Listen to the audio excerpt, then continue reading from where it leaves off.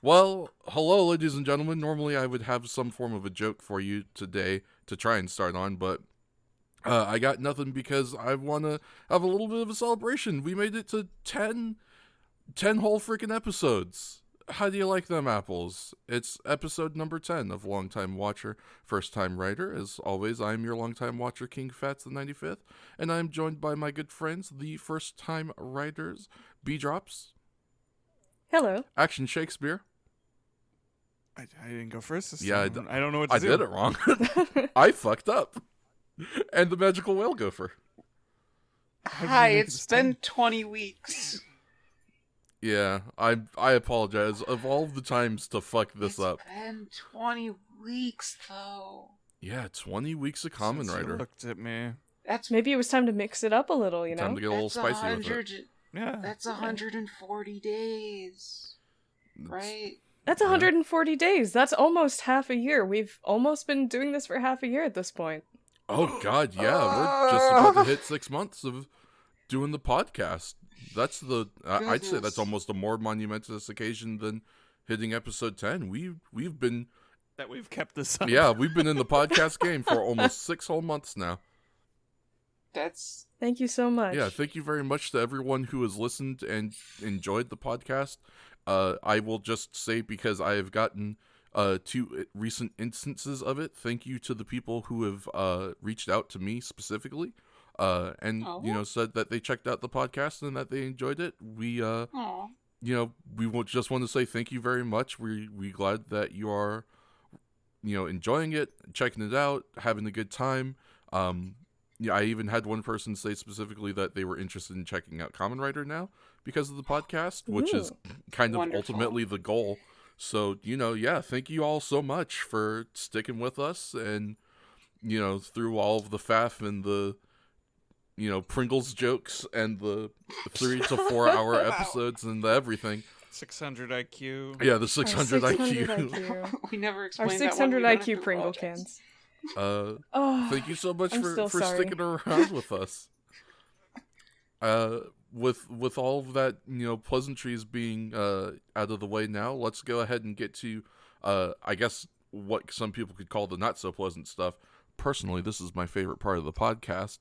It's the death count with B-Drops. Hello, I'm excited to tell you how many people died. I enjoyed I enjoyed to see it myself. Let's go murder. Clap, clap, clap. We got clap, clap. No. We got some really good murder going on episode 22 and 23. So episode 22, Hayato went nuts and picked up a sword. It's a thing that happens every few episodes, and I enjoy it tremendously. So he is actually the only one with any on-screen kills for episode 22. Oh, really? Yeah, while there are presumed dead, kidnapped swimmers, since we don't count non-explicit off-screen deaths, Hayato's the only one who ended up emerging with any kills for episode 22, so we have 12 kills in Hayato's pocket, with a total of 12 for episode 22. Episode 23, a little more tame. Yeah. Despite the dangerous nature of the episode, though, we had quite a buffoon of an enemy to deal with in episode 23. Absolutely. I mean, even jobber, so, as the kids say. Yes. Yeah, just an absolute clown. But it's the parlance. Somehow he did end up getting a kill, though. And I had completely forgotten the phrasing for this. Normally I don't really recount how people die, but I just want to rephrase this based on what they say in the episode. His I wrote down the exact phrasing for my reference. Let me look at it. So he uses his supersonic slipstream in order to create a temporary vacuum within the body, which eviscerates your organs. It shreds your organs from the inside. What? Such a villain. It's such a cool ability.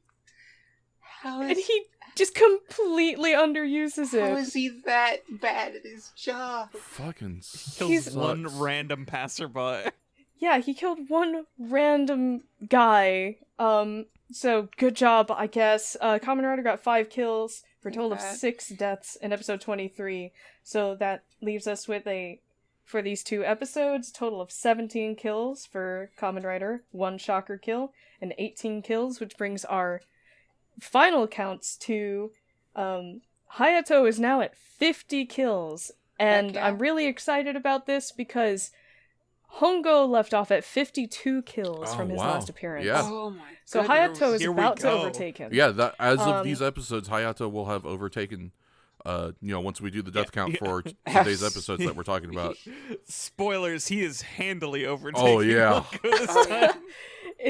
It's really exciting. That leaves Team Kamen Rider with 102 kills, which means they have officially taken back the lead from Shocker, who is at 91 kills. Fuck yeah! Miscellaneous kills has not changed from last time. They are... Whoopsies, I didn't write that number down. There it is. They are still at 12 kills from last time. And we have officially broken through 200 kills total for Kamen Rider. 205 kills as of episode 23. We did it! Damn, this really is a monumentous episode. Yeah, episode 10, 6 months in the podcast, 200 kills.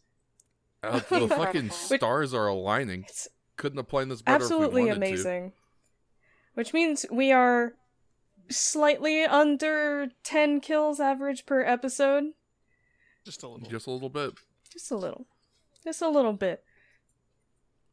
Man, 200 kills. God, that's so much murder. 200 people died in the making of Kamen Rider. At least. At least half of them were Nazis, so it's okay. Yeah. 100 people died in the making of Kamen Rider. 100 people died. Yeah. Yeah. Everybody knows Nazis don't count as people. I'm so glad we had the death count idea at the beginning and not like at episode 30. Good lord, yeah. Where we're just like, what? I wonder how many people are gonna get killed. Just... Oh my. To be fair, I can't imagine anyone watching the show, especially from the beginning, and not having the thought of how many people are gonna die by at least episode 1 or 2. Yeah, exactly. Yeah, like maybe if not episode 1, at least by episode 2, you're like, holy shit! How many people are we murdering? That was where it clicked because he killed like 5 people in that episode or something. Yeah. And it was very gruesomely too. Yeah, and we're like, whoa, is this gonna like be a thing? And the answer was yes.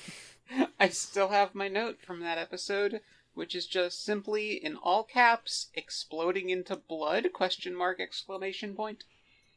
Yeah. Damn, I miss Hongo. I want to watch he's some almost Fools. back, right? Like he's gotta be close to being back.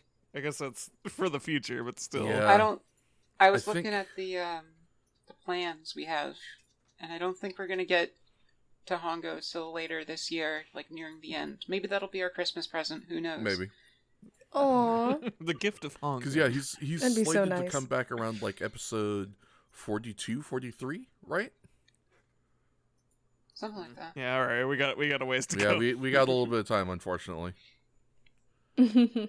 But rest up, Hongo, and we'll see you when we see you, and it'll be. You know who else has got a lot of time though? Tell us. Some schmuck who killed somebody. I don't know. That's the opening to our episode. Though. Yes, it is. I appreciate the attempt at the segue.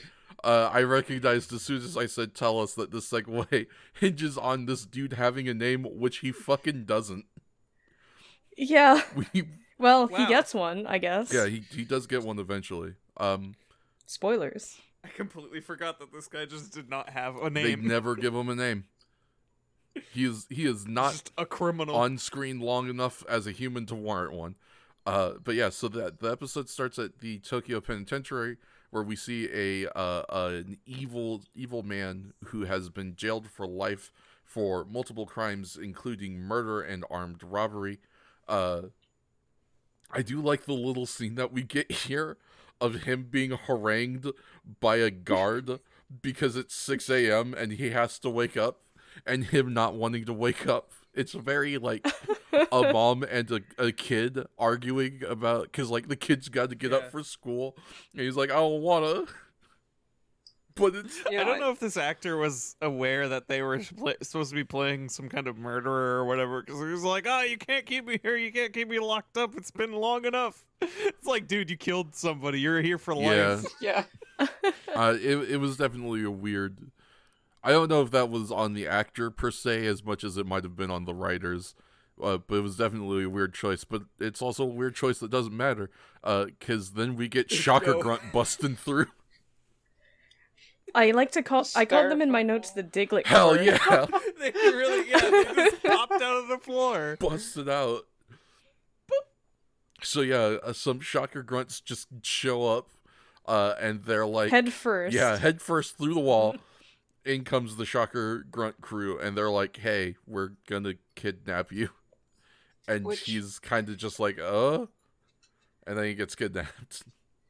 Okay, make me into Nazi cyborg. Let's go. Yep, yeah, they bring him back to the Mushroom Shocker base, where Fashy Statue is like, you're evil as shit, wanna be a cyborg and do bad things to people? And he's like, I'm evil as shit, so obviously the answer is yes. And so they put him in the mushroom bath. Before we continue, though, mm-hmm. I just want to go back quite a few episodes. Didn't they originally, wasn't one of the Shocker Grunts unable to talk because they were spilling the beans too much? Like, was that a thing? Because I feel like that was a thing for like 1 or 2 episodes, and then it just stopped being a thing. Yeah, I do actually. Now that you mention it, clicked with me. This episode, yes. Like what? If I recall correctly, it was a thing at Hayato's introduction with Sabotegron, and to be fair, it might have just been Sabotegron's group because he was actually a competent person in Shocker.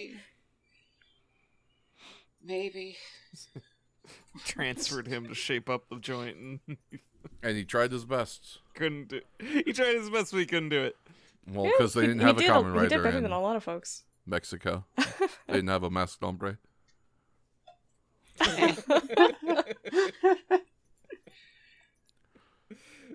Wouldn't he just be running into like fucking Blue Demon or like... Yeah, you'd think. What was that dude with the white mask and the cape who was in all those movies and fought Dracula? Like... Oh. Mexico's full of masked superheroes. Yeah, that's fair. You got a good point. The fact that some luchador didn't just roll up on his ass is... Maybe. Do you think that made it hard for them to identify the Shocker Grunts because they kind of look like really weak luchadors? Yeah, they look like fucking jobbers. Just rolling around. Oh, Shocker, Mexico. What an interesting concept. I'd like to El think... Santo is yes, what I was that's thinking it. of. I thought it was like something Santo, but I wasn't 100% sure. Yeah, El Santo.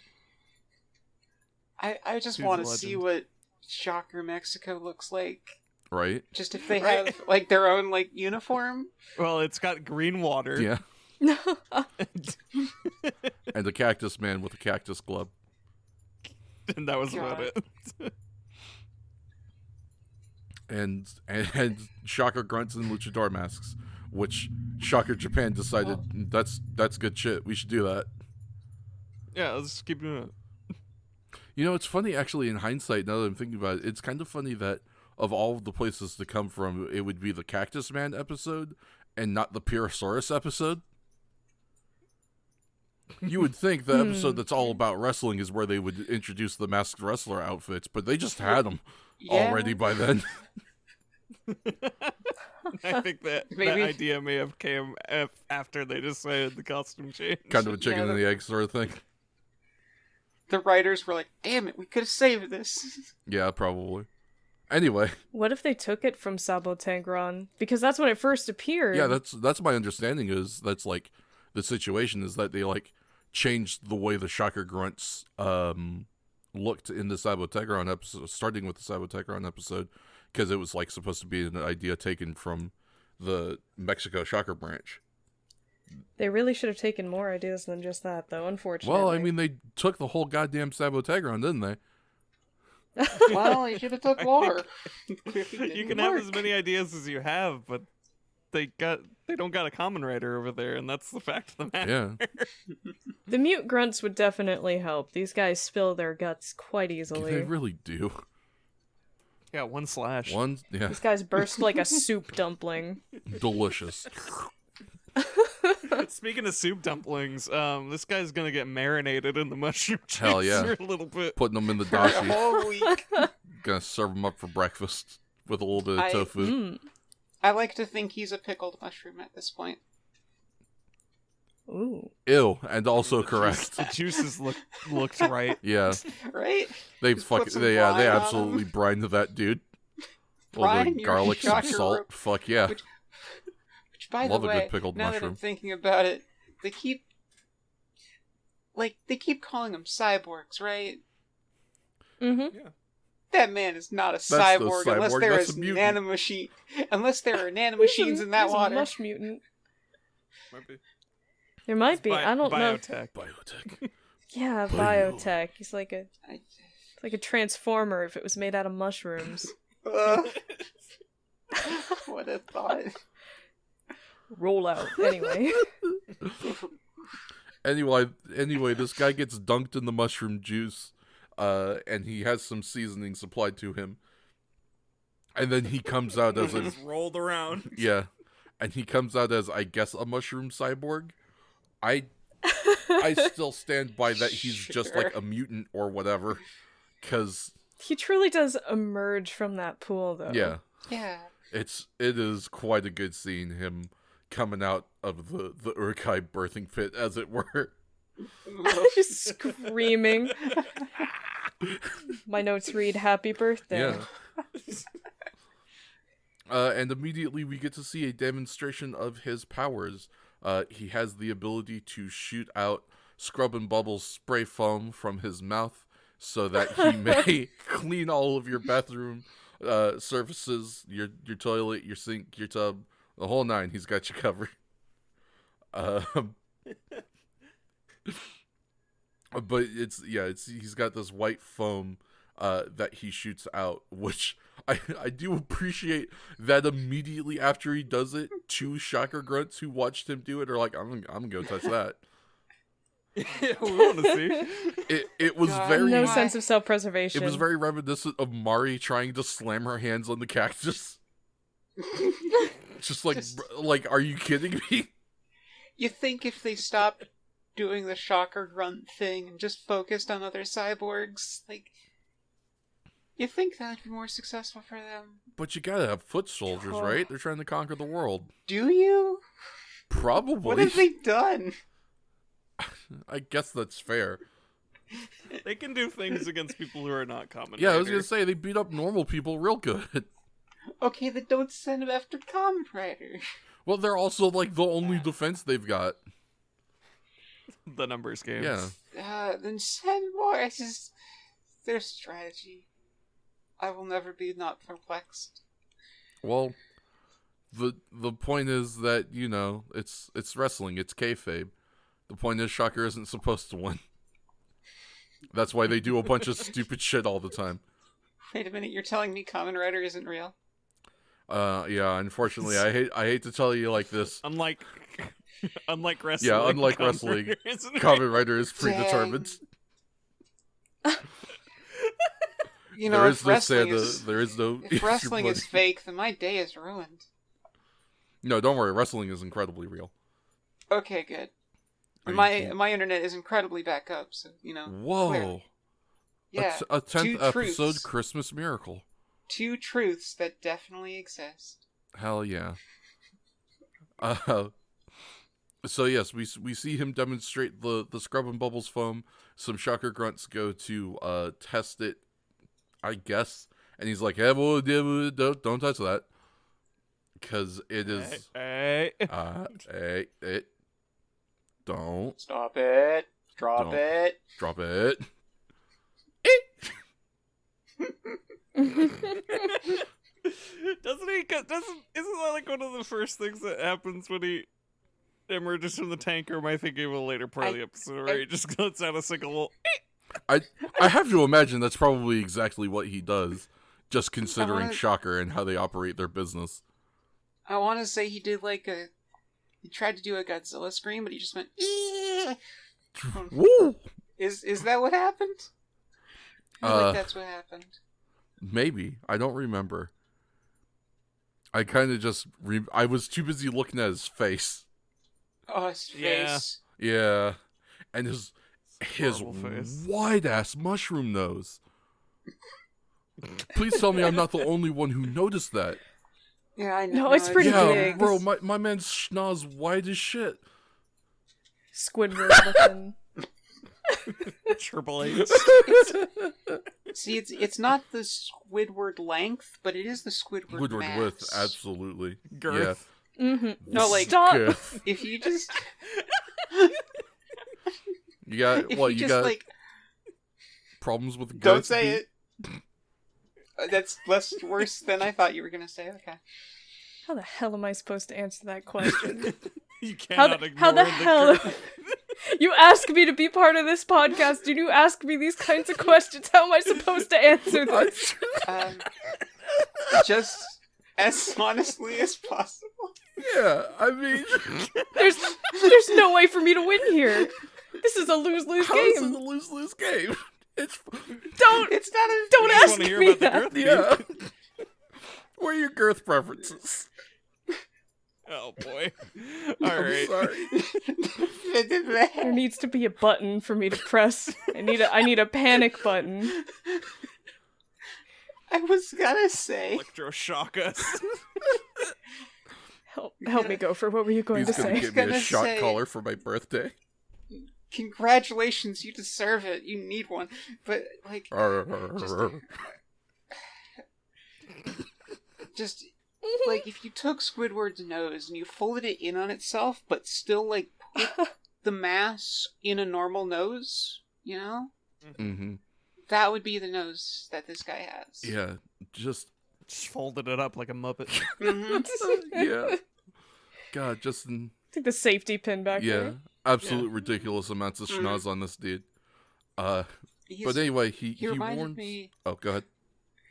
His face in general just reminded me of like there's like these really silly mushrooms in Hollow Knight. I think it's like the big mushrooms. Just reminded me of like a hyper realistic version of that. Mm. And so his head was so wide too. Yeah, he just this dude was a hell of a look, really, just kind of in general. And I'm like, oh, what a good costume, and then he stands up. Yeah. Ugh. I don't have a lot of problems with his costume, honestly. I think he looks adequately monstrous. Yeah. You know, I don't know what it is, but something about his eyes just seems weird to me, though. Yeah. I see that. mm, They're very tiny. I think just because of how detailed the mask part is, the fact that it goes to spandex like right out after it is a little bit weird. Yeah, that's Like, fair. A little bit. They It's could have done a still- little more with the body. Yeah, and we know that they can. Yeah, but- we've seen him do Mhm. better before. Yeah, I still it's- think it's a good costume overall. Yeah. Certainly not a bad Mm. costume, but it's just Mm. especially in comparison to not flying Squirtle, obviously. But like if you compare this to the Amazonia costume is significantly better than what is on offer in this episode. And so it's kind of interesting because we know they can do better. I guess sometimes it's a matter of just like budget or time. Yeah. Maybe Squirrel Art and- took so long. I fucking hope it didn't. What a shame. Yeah. That would really stink. Yeah. I imagine that they really do just sometimes it happens because they're rushing. I don't know how much pre-production goes into this, but based on the manner in which Hongo's actor vanished from the show, they really are doing this mostly week by week, as opposed to having any sort of backlog or backstock of any sort. So I wouldn't be surprised if at just some point they were just, I don't know, having an off day, the creative juices weren't flowing. Or they were just having a difficult time with materials. Any given number of issues can pop up within 7 days. Yeah. Not to mention there are also just so many, limits to physical costume design. Mm-hmm. Mm-hmm. I imagine this is, especially because I don't remember the name of it, but there is one specific Twitter that I've started following, and they post a lot of like concept art from books and stuff from various different Toku shows, and so you can see a lot of stuff that, like, on paper is clearly very ambitious and it looks really good, but then you look at it and you're like, how are they supposed to do that with an actual costume, with an actual person? Yeah, shoutouts to @PublicOpinionRP on Twitter, one of our mutual friends. If anybody's not familiar with him, he's been following along with our podcast and has regularly been drawing the monsters of the week based on the descriptions from the podcast before actually looking at them in the show. And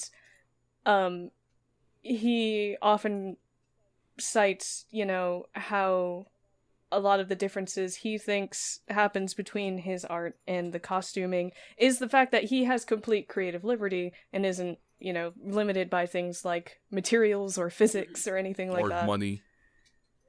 Yeah, that too. I think a big part of it also might just, you touched a little bit on it, but just more specifically mobility. Mm-hmm. Because I can see, like, a lot of these costumes being done, but if you're covered in a bunch of, like, I don't know what they'd use, like foam. Latex, yeah, probably. foam, rubber, latex.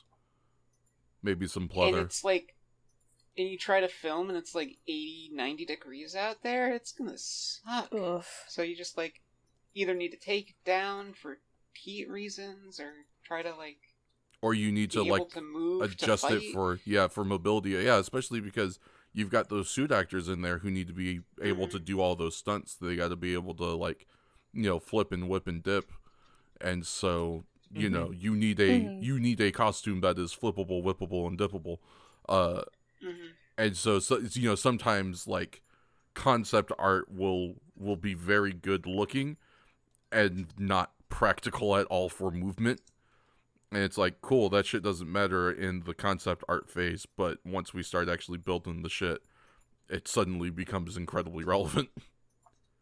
Yeah, I don't think I had actually put too much thought before into how durable these suits need to be. Obviously, the actors aren't hitting each other, but there's a lot of scenes where they tumble about, and even, as you said, just the sheer amount of movement that these costumes need to be capable of enduring without falling apart is wild. And there's the human element too.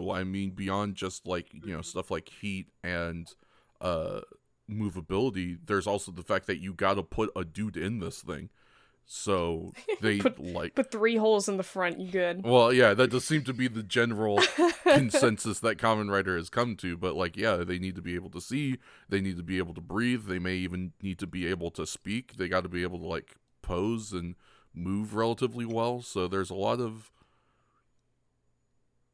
there become a lot more pratfalls to designing one of these suits than the initial pen and paper phase of just make a blank monster. That's why I want there to be a Kamen Rider anime, because now that I'm thinking about it, I don't think there ever has been one, and fuck would that be good. It would be really interesting. I don't envy anybody responsible for these costume designs. Yeah, I will say that. I do not envy the job of somebody designing that week after week, because, oh boy. And I will say they are still good. A lot of them are still good. Obviously, some of them don't quite hit for us, as you may know if you listen to the fucking Flying Squirtle episode. We dunked that costume into the trash, but I think the costume was made worse by how bad he was as a fan. Yes, I will absolutely give you that. Yes. That costume would have been a lot better if he wasn't such a shitty boss. like, if he was Chameleon Man, we would have been like, yeah, this suit's alright. You know, gets the job done. It's whatever. But, like, damn. But yeah, it would be very, very interesting to see, like, a Kamen Rider animated series where they got to kind of just have free reign and really go as completely buck wild with, you know, the designs as they wanted to, you know, because they don't have that limitation of the human element at all. I would love to see something like that. Maybe one day. Yeah, maybe one day. Good thing that we got off on this tangent early instead of waiting until we were like an hour into the episode, like last time. We're getting better at staying on topic at the very least. Are we? Well, we're still talking about Yeah. Kamen Rider. Even yeah, though it's a we've got tangent, time. it's still entirely Kamen Rider related. I would Yeah. say. It's all relative. Anyways, let's get out of the opening scene of this episode. yes, let's get out of the opening scene of the episode since we are deep into recording at this point. So yes, he comes out of the water. He tests his spores.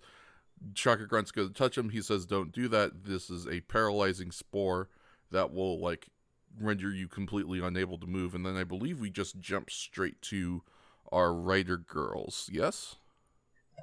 If I can make one specification, the Shocker statue doesn't actually tell us what the spores do in the scene yet. They don't. He says, "Don't touch Oh. that. Those spores will," and he like just trails off laughing. Yeah, that's right. Like a Dark Souls NPC. It's really funny. Hold Yeah. on. Don't touch those spores. They'll. Well, you know. Like, they'll fucking what, dude?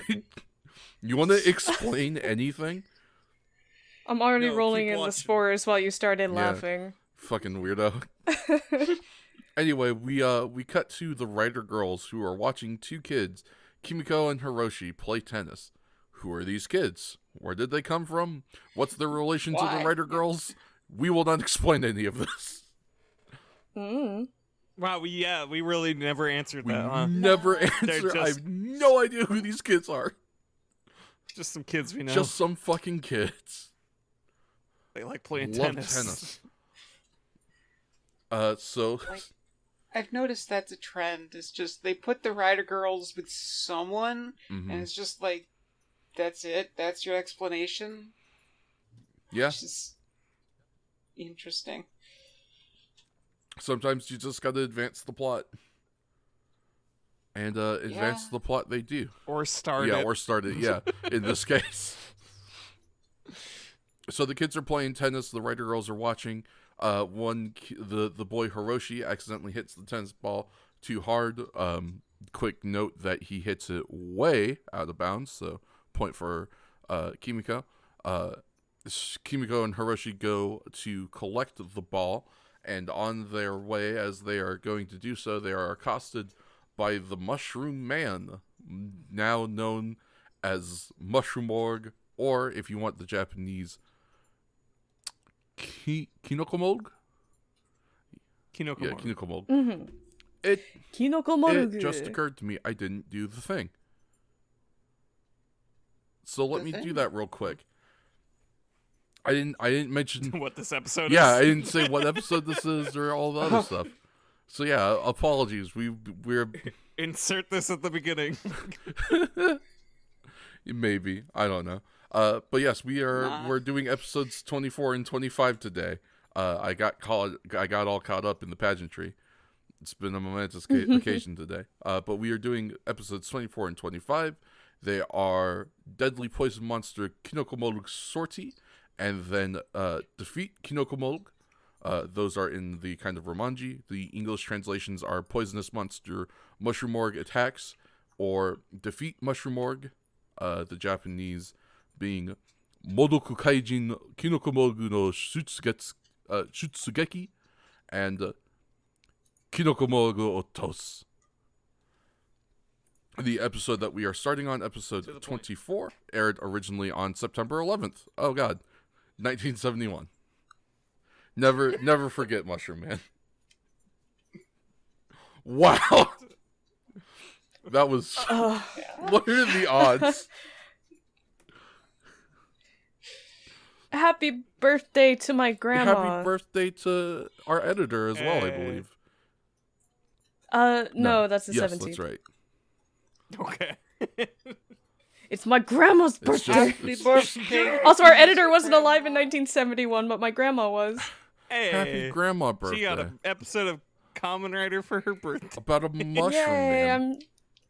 which she was certainly watching. Certainly. I hope so. No, absolutely not. No. Well, why wasn't your grandma watching Kamen Rider? Do you think Was Kamen Rider aired in tuning Massachusetts in. in 1971? It shoulda. If you knew where to go. I gotta tune into the Kamen Rider. Hey, yo. It's Saturday morning. I gotta watch the Kamen Hey, Rider. nothing, Bob. Trying to watch Kamen Rider over here. Masked Michael over Hey, yo. here. What are we doing? I mean, it's not in the 70s. It's about 50 years later. But I got my grandmother, who also lives in Massachusetts, to watch an episode of Kamen Rider. So there you go. Too impressed. Oh. Sorry. Hey, Grandma, watch this crazy Japanese show about a bookman. My uncle thought it was too stupid. He got angry at how bad Shocker was at managing their stuff. You hold your tongue. Your uncle's right. Your whole family just holds their villains to some high fucking standards, huh?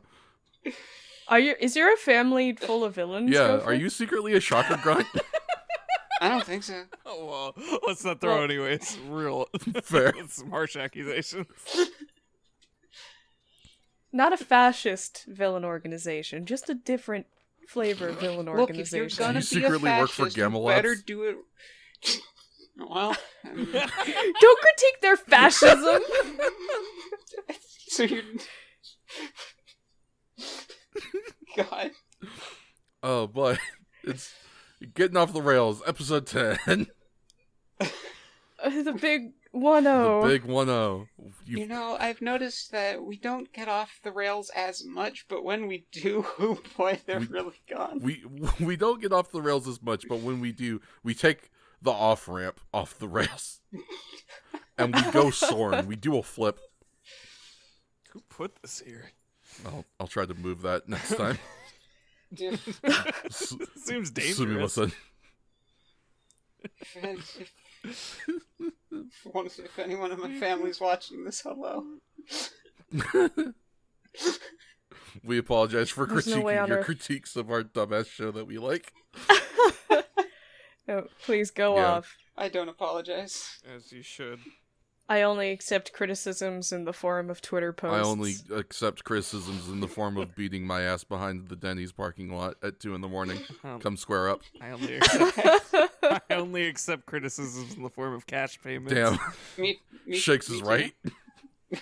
I also have now suddenly, apropos of nothing, started only accepting criticism in the form of cash payments. No, I'm beating your ass in the Ah, Denny's. shit. You can't take that back. No. I mean, you can do both. Oh, no. You can do both. It's fine.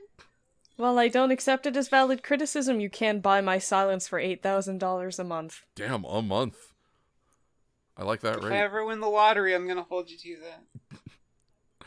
I will not speak a word in your presence for $8,000. Is it physical presence or any presence? Any That's gonna presence. make streaming real awkward. Okay. Yeah, that's gonna make streaming I do real need awkward. to know that you're there, though. If I don't know you're there, it doesn't count. Yeah, I mean, I you have would to say tell hello. B that you're there or it's entrapment. You have to go in and say, "B, shut up." Oh no, I never do that. Thumbs up. You got it, Chief. You got it, boss. We were talking about Kamen Rider a second ago. Where are you? Yeah, so they lost their ball. 15. Yeah. And they were 15-9. accosted Here we go. by the horrible mushroom man when getting their ball. They get he hits them with the scrubbing bubbles, which is just now occurring to me that this is the second enemy whose ability is to hit him with the scrubbing bubbles, because the first one Yeah. was Well, kind of bubbler.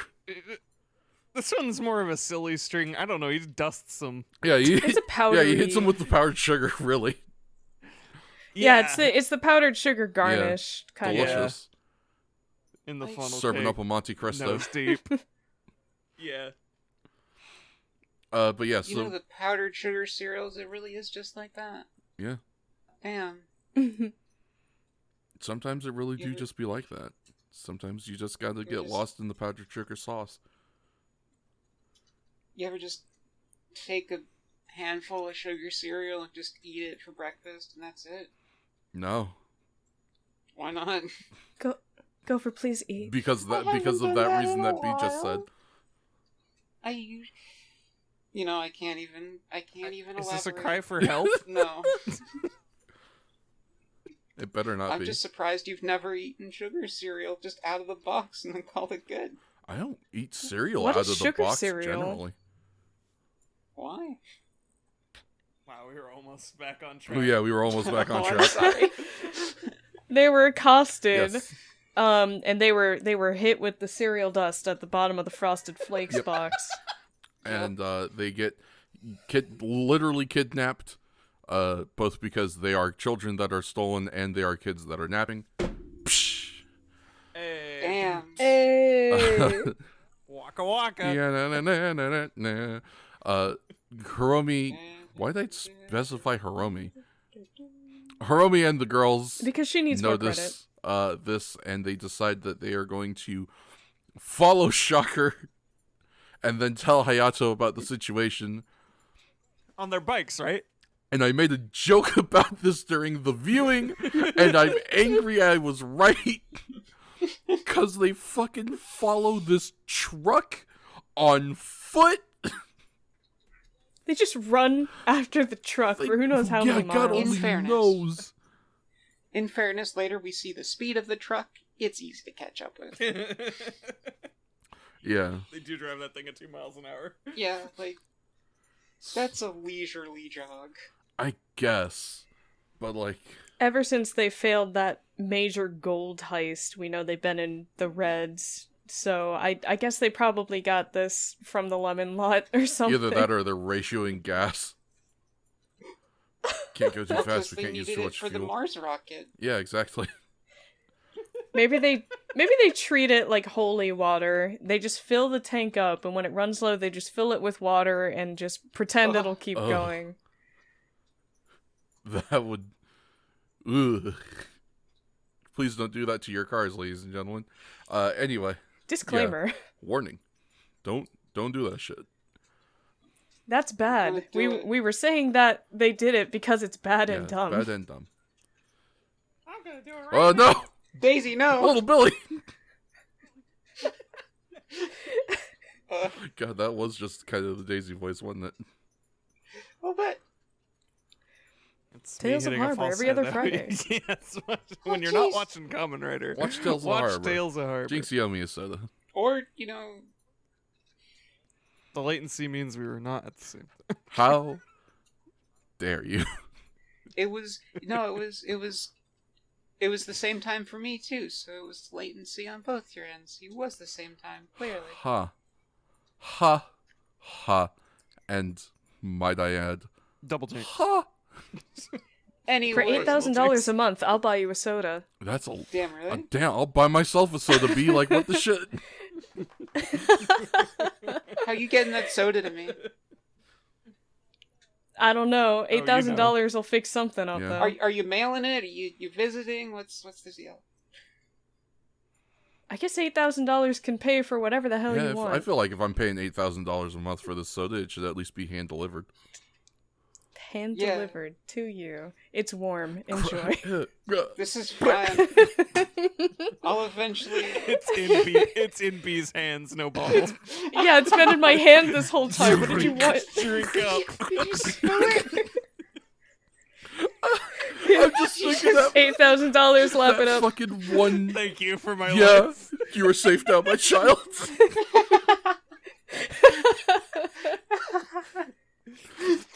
Just you got your big whippers just Big open the whippers. soda.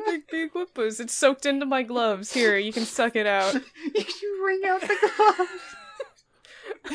You wring out the gloves. The soda pulls out. Just chewing on B's gloves like they're soda flavored candy. Just like That's so disgusting. last episode. Oh yeah. This is it. Oh yeah. Was it? No, it was. This was not. That was not Kamen Rider though. I did.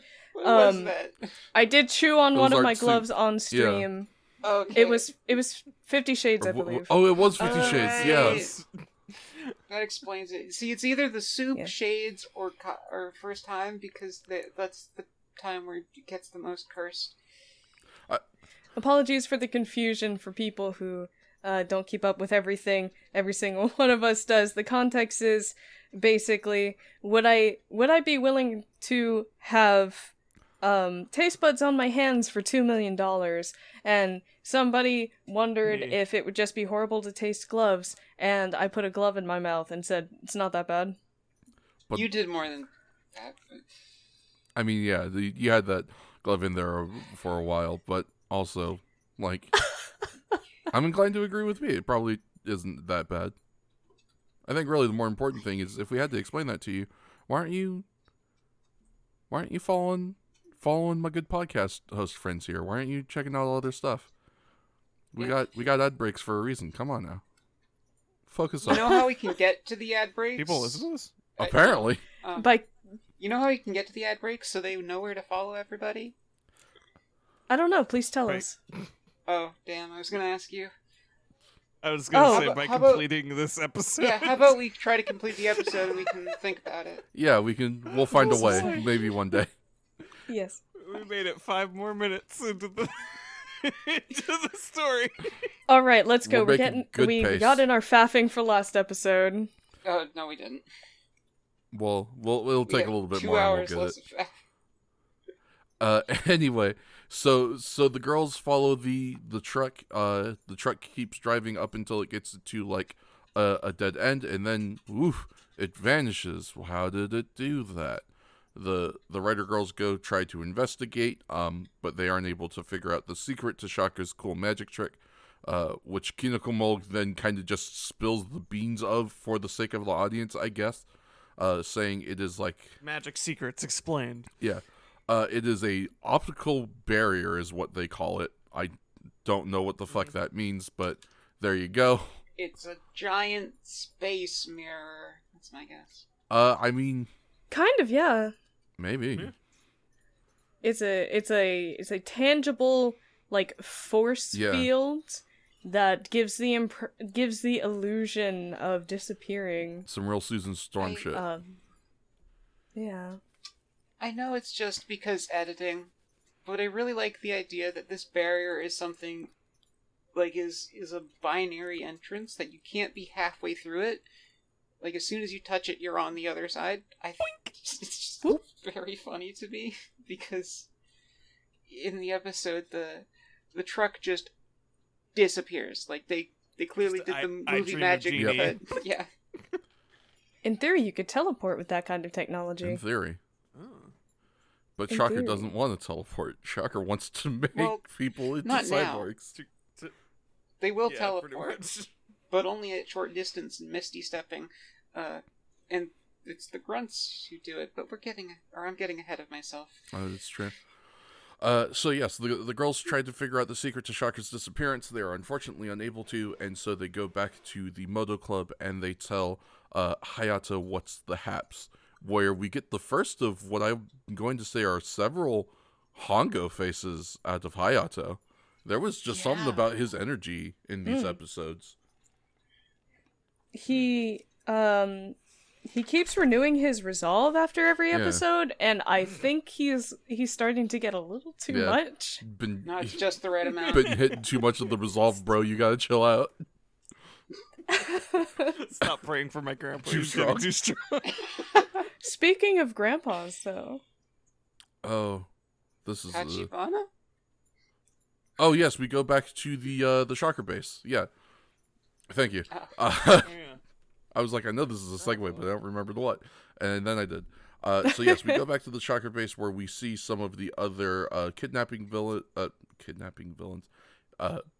kidnappees, I guess, kidnapping victims. kidnap victims, abductees. Yeah, whatever you want to call them. Anyway, Kinekomolg's got a couple other people. We got some more kids. We got some Oji-sans that we don't see ever again. I'm just now realizing. Damn, they did. They got both our grandpas. I think they just get replaced with kids because the writers forgot. They reversed the aging process so that they could have them longer. That makes sense. But yeah. I could totally believe that Shocker completely miscalculated and funneled resources into such a stupid thing for such a stupid reason. That does seem like a very Shocker move. It also seems like a very Mushroom Morg move. I don't know. I mean, I feel like Mushroom Morg's moves are honestly pretty solid. No, he hasn't been too bad. He'd be like, yes, reverse the age of these old people. Make them suffer Just in get our younger clutches people. longer. That's fair. Yeah. Oh my god. He's all sadistic or whatever. I guess that's fair. He's a sadist. He wants to elongate this. I think we glossed over it, but we joked over it, but his literal reason for joining Shocker is just, I like chaos. I like murder. Yeah. He likes to make people suffer. When they first abducted him into the Shocker base, Fasci Statue was like, hey, you like chaos? That's kind of our thing. And he was like, sure. And later on, in this scene, when we return to the Shocker base and we see the kidnapped victims, and Fasci Statue addresses Kinokomolg again, he's like, well, I was just so darn grateful that you got me out of jail. I'm just indebted to you. And I just couldn't help but think, this is like a weird characterization. Yeah. I did not expect this character to end up being noble, in a sense. It's... He's an honorable man. Mushroom Morg is a weird dude, just in general, especially by merit of the kind of the point I touched on. And his sort of sadistic nature is not revealed as much in this episode, but at the beginning of the next episode, we get a real good dosage of it. But, like, if you're gonna break out someone who is, like, a known convicted murderer and armed robber, someone who, like, likes, like, causing pain and agony to humanity and, like, likes to hurt people and shit, why do you turn him into a mushroom? Turn him into, like, anything with claws and then just set him loose in a small metropolitan area and let him just go hog wild, right? Like you would think. It's like... Turn him into Wolverine. Yeah, exactly. It's like having a perfect Wolverine candidate and then turning him into, like, Kitty Pryde. It's like, are you sure? I think maybe you chose the wrong power there, my guy. I mean, to be fair, I guess if you get creative enough, you can cause a lot of suffering, because, while I don't want to get too ahead of myself, he does actually come up with a pretty good plan to hurt the most people, as opposed to hurt a person the most. You know, I think... Yeah, I'll actually get to that later on in episode 2. Yeah, I mean, fair play to be. You know, that is a fair point. I don't know if that was his plan per se, or if it was Shocker's plan, or like a joint effort, but yeah, I mean, entirely fair. He does, like, the most suffering that you could do. But in this scene, if I recall correctly, this is a pretty brief scene, isn't it? Just kind of, you know, we go back to the Shocker base, we see that he has kidnapped a bunch of other people and hit them with a powder, and Fasci Statue is just like, go out and keep doing that shit. And he's like, eh. Yeah, I think okay. So. You got it, boss. And then we get to probably one of my favorite Shocker plans that I have ever seen. Because I can't believe they had never tried something like this before. Because I feel like it would have worked amazingly. So, our good friend Mushroom Morg, along with 2 Shocker grunts, are out in the streets. They've got fake signs and posters and stuff. Old Mushroom Org's playing a drum. They got some music playing. They're having a party. It's a celebration. What are they advertising? Well, it's the Ghost Parade. Come on, little boys and girls, and everybody of all ages, come hang out at the Ghost Parade. It's going to be a lot of fun. Thrills and chills that your heart could desire at the Ghost Parade. Come one, come all. And sure as shit, he lures in like 15 kids, Goro included. I would like to say, while you're trying to picture this beautiful image in your mind, please do keep in mind that Kinokomolg and the Shocker Grunts with him are not disguised. No. They are just out and about as they normally are. I almost feel like that's what makes the plan better. Maybe. Okay, I was thinking, like, yeah, that definitely makes the plan better, except this goes back to what we were talking about last episode, is just how well known is Shocker? Well, one person here in the parade should know very well. Yeah. Actually, in hindsight. Yeah. How the fuck did Goro get fooled by this? Yeah, that's actually a really good question that I didn't think about until just now. Yeah, Goro, of all people, should have absolutely been like, hey, wait a minute. These are Shocker goons. Like, he's actually, like, thrown down with a couple Shocker Grunts at this point. Heck, in our last set of episodes, he threw rocks at them after getting, like, kidnapped and held up by them. Mm-hmm. So...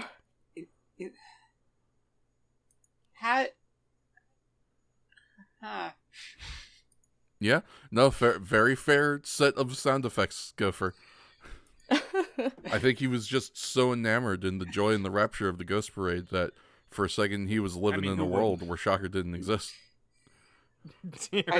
I don't know if people are like, come on, come all, here's a parade, and I was like, oh hell yeah, parade, and I saw like what I synonymously know is basically Nazis, I'd be like, maybe this isn't a great idea. And then I see a mushroom person, I'd be like, nah, I'm out, actually. You wouldn't want to see a mushroom person at a Ghost Parade? Not if they're hanging with Nazis. Or would you? I mean... You know, that last part is what does it for me, honestly. Say. It's not that they're a mushroom person, but I just don't want to hang with Nazis. Yeah. I think it depends on the type of Ghost Parade, too. Otherwise not afraid. Like, if you go out to Pride and you see a mushroom person, you'd be like, oh, hell yeah, mushroom person. Right, exactly. But hell yeah. Just when it's with Nazis, and you know that, and you threw rocks at them before, and then you're just like, nah, they're fine. Come on, Goro. No Shocker at Pride, only Kamen Rider. Yeah. Yeah, no, that's fair. I think that's an easily agreed upon sentiment. But yes, so I'd hope so. I can't imagine. Look, if there is LGBTQ Shocker at Pride discourse, like, we need to hang it up. Like, what are we doing here? Come on. I feel like no Shocker at Pride is an easy one. Yeah. Only Hayato. Yeah, only Hayato. Yeah. Well, Hayato's gonna be at Pride, you know. Yeah, Hayato's gonna be at Pride whether you like it or not. Hongo's welcome as our ally. Hongo is certainly Hongo's an ally. Our powerful ally. Mm. Yeah. Hayato is the icon, though. Hayato's up on one of the floats, just serving looks, voguing. Hell yes. Gonna just write some drawing ideas down. Yeah. Hey, make sure you actually write those down this time, unlike last time. Yeah, I'm doing it right now. Smart. I got a good idea. I'll write it down. Doesn't write it down. Forgets the idea. Speaking of smart, that ends here. Yeah, pretty much. Yep. So Shocker somehow lures these smart ever again. Shocker somehow lures these kids into the desert with their Ghost Parade premise. I think it's funny too because they initiate their plan at right about the time that Goro's like, "Damn, we've been walking for a bit, huh?" Yeah. All right, time to go. Yep, they kind of just stop, throw away their props and stuff, and then immediately start attacking kids. They throw their signs down, which is what alerts the children of all things. And I'm continually amused by Goro's complete ignorance in this situation, given the moment that Kinokomon attacks, and starts, scrubbing bubbles the kids, his declaration at that is, "It's a real ghost. Run, everyone!" Goro, come on. And the only thing I could possibly think is, which is absolutely not true, I'm just trying to give him credit because he's a cool little dude, is that he saw Shocker operating, thought he would infiltrate to see what they're up to, and then decided not to expose the world to the knowledge of Shocker and just said something that would get people to run. Like, you know, when you spot something dangerous but you don't want to say what it is, and you just say fire, that sort of thing. I feel like they've pulled that particular kind of a strategy before in the past too, so I'd be willing to give him that much at least. I'd be willing to give him that much, except I believe it is Goro who asks, "Wait a minute, is there no fair?"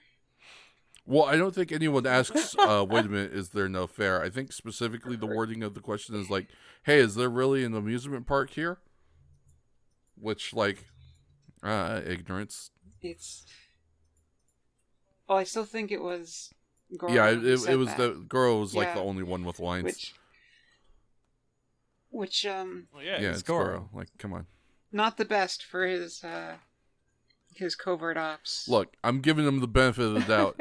This has been his biggest fuck up since his initial appearance in episode 14. He's got a better track record than every other writer girl. Yeah. It's true. Yeah, no, he gets one. Yeah. Easy. Girl gets one as a treat. Don't slip up again. Fuck up again. You're on thin fucking ice. What? Listen. Don't you fuck this up again, Goro. I swear to God. I will say, Cross me, I'll put you down immediately myself. redeems himself in my eyes at the very least because he does acting good again. Love that shit. Love when he do acting good. It's still good. It's still good. He takes that bump. He gets hit with the Yep. scrum bubbles, and he just flat back Oh, yeah. bumps onto the dirt. I mean, it's real good because he's even got his he's got his hands up because he's like, oh, don't hit me with the scrum bubbles, and he's like real good, just like paralysis fall, like very quality stuff. Love when Goro do acting good. My favorite. Very, very good. Yeah. So unfortunately, Goro gets kidnapped along with a few other kids, but luckily this time Hayato is on the scene to see what's happening, and so he transforms into the Kamen Rider and gives chase. Excuse me.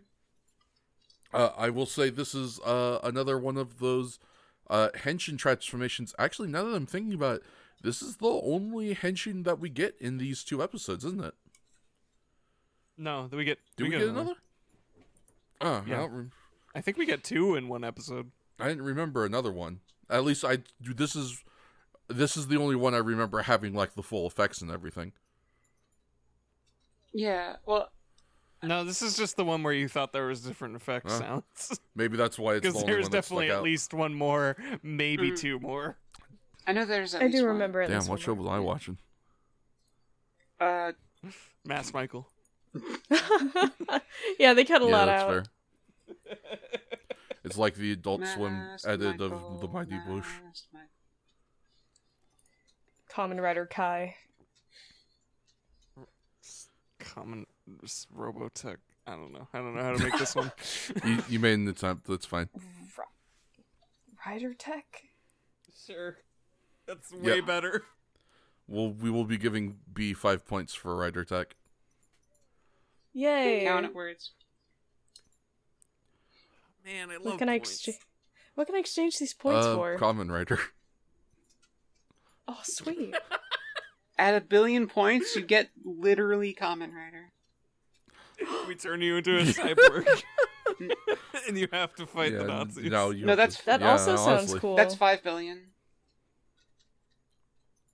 You gotta really rack them up. At 1 billion, we get I forget their names, but the actors of Hongo and Hayato to come and give you a handshake.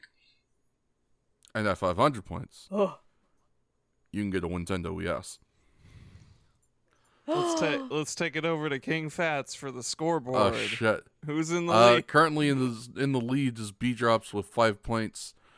Second place is tied between Shakes and Gopher with, I have now decided, 3 points apiece. And King Fats is in last place because he's giving out the points and therefore is not allowed to be in the show. Oh. Yeah, it is what it is. You know, I figured I would be negative at this point, but whatever. Do you want I some would points? love some points, but You should have some I points. can't have these points. You know, give my 3 points to Fats. Yeah, if we give you all of our points, let's pool all of our points so we can get everything We're gonna pull faster. all of our points so we can all Assuming afford King the- Fats isn't going to just...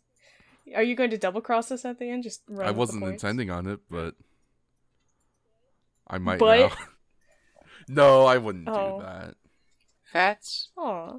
if you double cross us, You wouldn't do that when we were looking. I'll have to give you pizza with mayonnaise instead of marinara sauce on it. Ugh! What the That's fuck? undercooked. Yuki mayonnaise? Alright, damn, go for a chill. No, Gopher. What mayonnaise? Like it's been out of the fridge. It's a little chunky. Like some Mayonnaise doesn't have to be refrigerated. Well, it's been like It's usually pretty you know, stable. like someone didn't put the it's the type that you're not sure if it should be refrigerated, but you definitely know that someone left the lid off of it after they made a sandwich. So it's like either way, it's kind of gone. But they got the crumbs in there too. There's a Disgusting. little bit of there's a little bit of crumbs in there. Some of the water is separated. Fucking Christ. You know. Stop. Someone tracked the mustard back in there. Like for some reason, there's some like fluff in there from a fluffernutter sandwich. You're not sure why. Ugh. You don't know. But it's in there, and it's going on your pizza that's half Please baked. don't. I almost threw up hearing about that. There's a single surprise peanut somewhere in there, kind of like those Mardi Gras How cakes. dare you? This is awful. This is the worst audio ever conceived. We have to move on. And a plastic baby. I love those Mardi Gras cakes. I love those little plastic babies. You know, the dough, it's the type of dough that has raw eggs in it, and it was like half stirred. Oh, so it's like not incorporated. It's not incorporated well, but boy is it cooked on some parts and kind of middling on others. Some weird scrambled egg action going in your subpar dough. Stop it. The cheese is provolone. And That's fine. on a pizza? I think Swiss would be weirder. Ooh, Yeah, Swiss like on a provolone. pizza You would be could- weirder. You could hang with provolone enough. It wouldn't be the gross part of Yeah, this it's pizza. definitely not. Blue goat cheese on a pizza. Just the really fancy Oh, stuff. no. Now I'm gonna throw up. Anyways, Cottage go back cheese. Yeah, can we go back to the mushrooms? Damn. Welcome, talking about Kamen Rider again? I don't know. Anyway, welcome to Go for Stew Vengeance. we fucking I'm keeping my points. Yeah. keep your points, Shakes. I don't know if collaborating with Gopher is a good idea anymore. Apparently they will threaten you with awful things. Gopher's finally getting their vengeance. Leave them I alone. don't like when Gopher gets their vengeance. Oh, you don't. Oh. Oh. Well, here's the thing, Fads, is because when other people get their vengeance, they make bold claims that would never happen because it's super illegal. I just say stuff that's very legal, but just very real. I know, that's why I don't like it. Don't I test know. me. Crimes are know. real. I'll show you. Why am I being bullied? What did I do? See, I don't believe you'd be like you. I don't think in real life you'd be like, I'm gonna, steal your legs. What kind of crimes we talking, B? Yeah. What kind of crimes Legs we are talking? heavy. Of course not. Yeah. But I do believe that you'd be like, yo, Fats, I'm gonna go over to your house and cry in front of you. Like... That'd make me real sad. I'm gonna cry on your pizza. No, the pizza. I got beet tears all over my pizza. I'm gonna cry on your cat. No, don't do that to Mr. Papa. He's a good boy. You deserve it. I know he is. Please don't cry on my cat. That's my That is your godson. godson. You're gonna get... That's my godson. You're gonna have get to- Coco to cry. You're gonna have to come visit your godson once I finally move, and he's I back would in love town. to. Come say hi. Set of pictures. Anyway, Oh. now that we've gotten just about as thoroughly off topic as we can, let us try and right the We're ship. over an hour in. Back to the mushroom. Oh god. Back to the Back to the We mushroom. were mushrooms. on topic for 2 hours last time. Yeah, No, we it weren't. really took us Yeah, out we of us, were. ladies and gentlemen. we gotta overcorrect this episode. Anyway, Kamen Rider is chasing after a funkily colored car. No, you're right. Well, yeah. Funkily colored car. Yeah, the Shocker hippie van. Yeah, the Shocker hippie or van. truck. Uh, They have it like some street artist hit their truck and they were just like, fuck it, we'll just keep yeah, it that way. I really wonder where they got that truck from. Like, I wonder if they just bought it that Yeah, way and they that's- were like, "Fuck it, this is unique, keep it." I would honestly bet that they did. That just seems like a junker that Yeah. came as it was. Yeah, it seems like it a little bit. Anyway, Kamen Rider is chasing after it on the motorcycle. He gets accosted by some Shocker goons with ropes, which leads to a great bit. Because then we get the classic, Yeah. guy being dragged by a car on the ground with ropes trick. Which is always a fun stunt whenever you see it. Classic stunt. Except, Very Indiana Yeah. Jones, and just like in Indiana Jones, it is going 5 miles an hour. So as not to hurt the guy in the suit. But then we put a little spin on it because this is the Kamen Rider and he don't get punked by not nobody. So eventually he gets his footing and he jumps onto the car and we have an on top of the car fight, which is Yeah, going now at 2 miles an hour. yeah, extremely safe. it's and they eventually jump off. we pretty joke quickly. about the safety precautions made to make these episodes, but in all fairness, I am happy that they are making sure that their actors are being safe, especially in comparison to fucking last episode. Yeah. Yeah, that was terrifying. God, that episode was anxiety inducing. This fight scene on top of the car kind of reminded me that it's been a very long time, at least to my recollection, where we've had a Kamen Rider fight with sped up Yeah, footage. no, we haven't in a while. And it seemed like this would have been a really good time to implement it. It might have been, yeah, that's fair. I almost wonder if maybe the sped up footage thing wasn't just like an experiment of sorts. Maybe. Like maybe they tried it for those 2 episodes and were like, yeah, we're not really feeling it. And they kind of just abandoned the idea, It sure didn't pop up in these ones, but also like there's been older ones we watched in the Hongo era, Yeah. with just Kamen Rider fights that were sped up for no reason. Were there? Yeah. I Yes, for one there missed definitely were. the real weird stuff, like turning the Yeah. camera upside down for a Yeah. whole fight. Yep. Where they just Dropping the drop- camera. Drop the camera. Oh, I love it. Oh, I'm nostalgic for those Yeah, scenes. I feel Right. you. Like, as much as I appreciate the stuff that we do with the body doubles and the dioramas and stuff, which in the second episode especially, we do some shit with body doubles and dioramas. But like, Yeah, we do. I've echoing the sentiment that Shakes had made last episode. Like, I miss special effects plywood. I miss when we had a new Shocker death episode, or new form of death every episode from our Shocker grunts. as much as I love the practicality and the general use of just making everything explode, it was cool when sometimes people turned into plastic models and then melted, or they got turned into beads and then slurped up, or whatever. or they got stomped on so hard they turned into a tarp. Like, I love that. It's so good. It's so good. I really hope that if, there are other, like, longtime Kamen Rider fans that haven't seen those episodes, I do hope they watch them, because it's just so cool to see, like, where the series is going from where it originated from. And it's just... I love myself some special effects pilot. Yeah. Especially because while they do still have some interesting and creative, monster deaths in more modern Kamen Rider, it's, as, the kind of 2000s forward, the Kamen Rider I'm more familiar with is kind of designed to be a little more formulaic.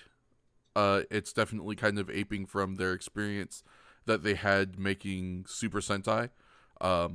And how they were kind of able to make a model for that kind of very easily and consistently churns out pretty quality work in a 1 year bracket where they can just be like, do a year, do a Kamen Rider, and then, rinse and repeat each year continuously. And so because of that, while there are a few unique monster deaths, those are usually either relatively rare, or they will only occur kind of like early on in the series when we're like getting new power-ups and experimenting with stuff, and then after a while it's kind of just like, oh, you know how this fight's gonna end.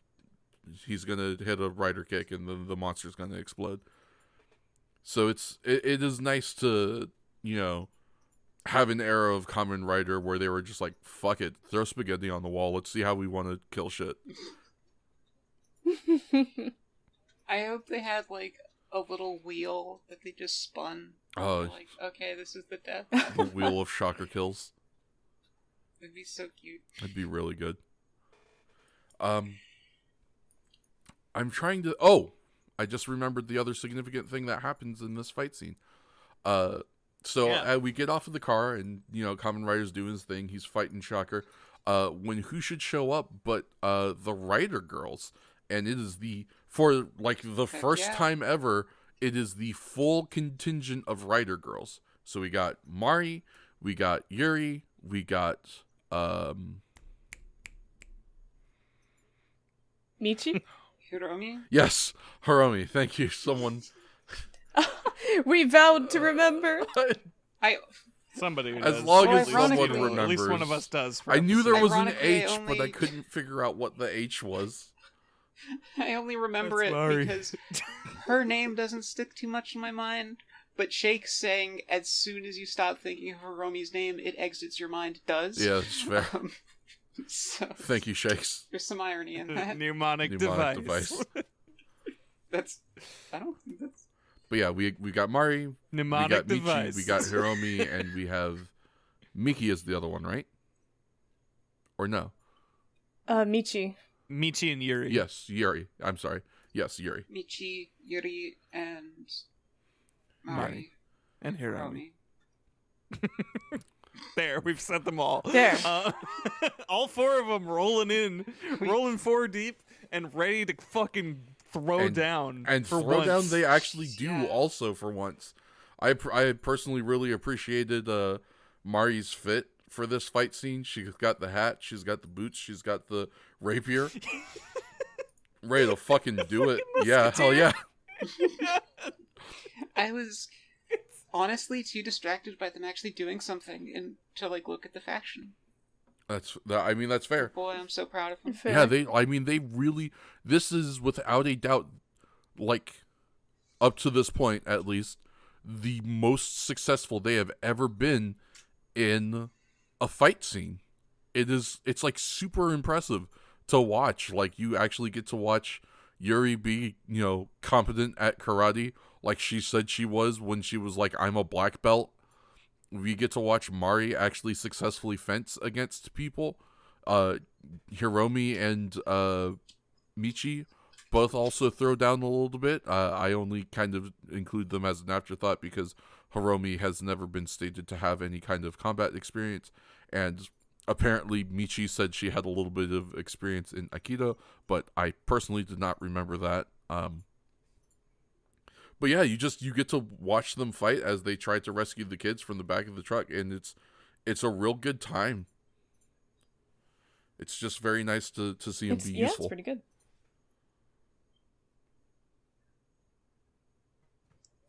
I very much enjoyed it. While it lasted, at least. Yeah, I don't think they got punked as bad as they usually would either, and that was nice.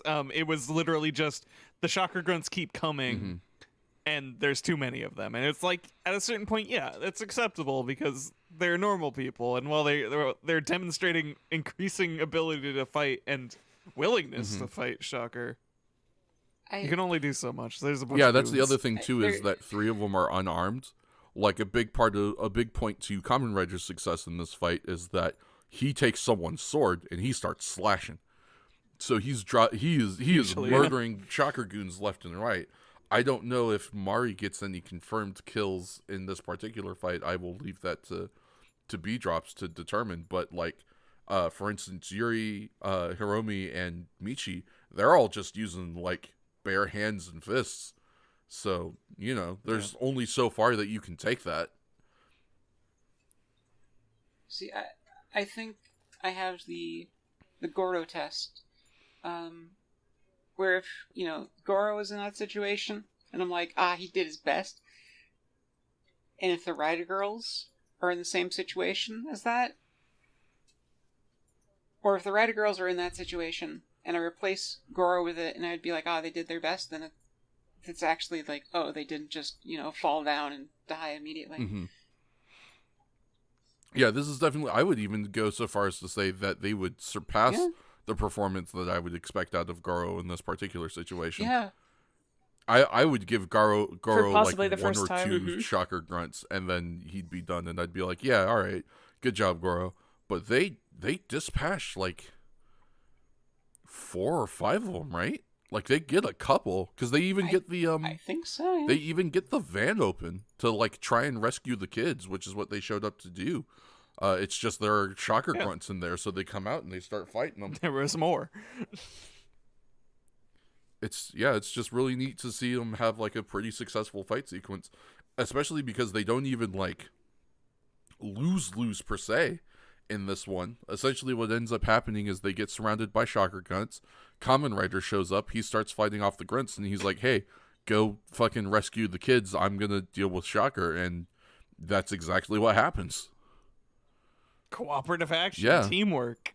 Love that shit. The crew. It's always nice when a Kamen Rider has a good crew with them to really help kind of supplement the action. And I will say this is a Kamen Rider with a great crew. I've watched a couple of Kamen Riders. I've gotten to see a couple of Kamen Rider crews.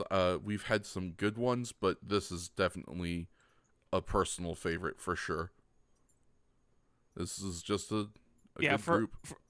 For all the shit we give them, I think everybody's got most of them have a lot of personality, and especially as a unit. The Rider Girl's Mari's kind of carrying the personality, but like she's got enough for 3 of them. Like they're a fun little gang, and it's like, this is the first time they've probably been what you could call useful, but hey, whatever. Like they're fun. They're fun to have around, and they kind of keep the human element alive in a way that isn't annoying. And also Tachibana kicks ass. Oh, absolutely. Yeah, for sure. Definitely love the Moto Club. Is the realest motherfucker in the world. And even Cafe Amigo back in the day. Yeah, that group was still really enjoyable. I miss you, Shiro. I miss Shiro so much. I miss Shiro so much. I miss Shiro too. But yeah, it's good. It's good little bases of operation of just the normies. Yeah. Our normal people for this particular Kamen Rider series are real quality, and I appreciate that. I could take or leave Taki. But he's very handsome. Yeah, I will certainly give you that. I Yeah. personally am a fan of Tagi, just kind of from the standpoint of I am always going to be a fan of like a human character that is not and probably does not ever become a writer, but still assists the writer to the best of his ability. I'm always going to be down for that sort of thing, and Yeah. that is essentially what Taki's purpose is in this season. That's just Tachibana, though. Well, Tachibana as well. Yeah, I was gonna say that is also just Tachibana. Tachibana is in this weird Venn diagram of being that, but also being part of the like comic relief human element team. It's true. He I is think the that's most what makes him competent so writer great. girl, essentially.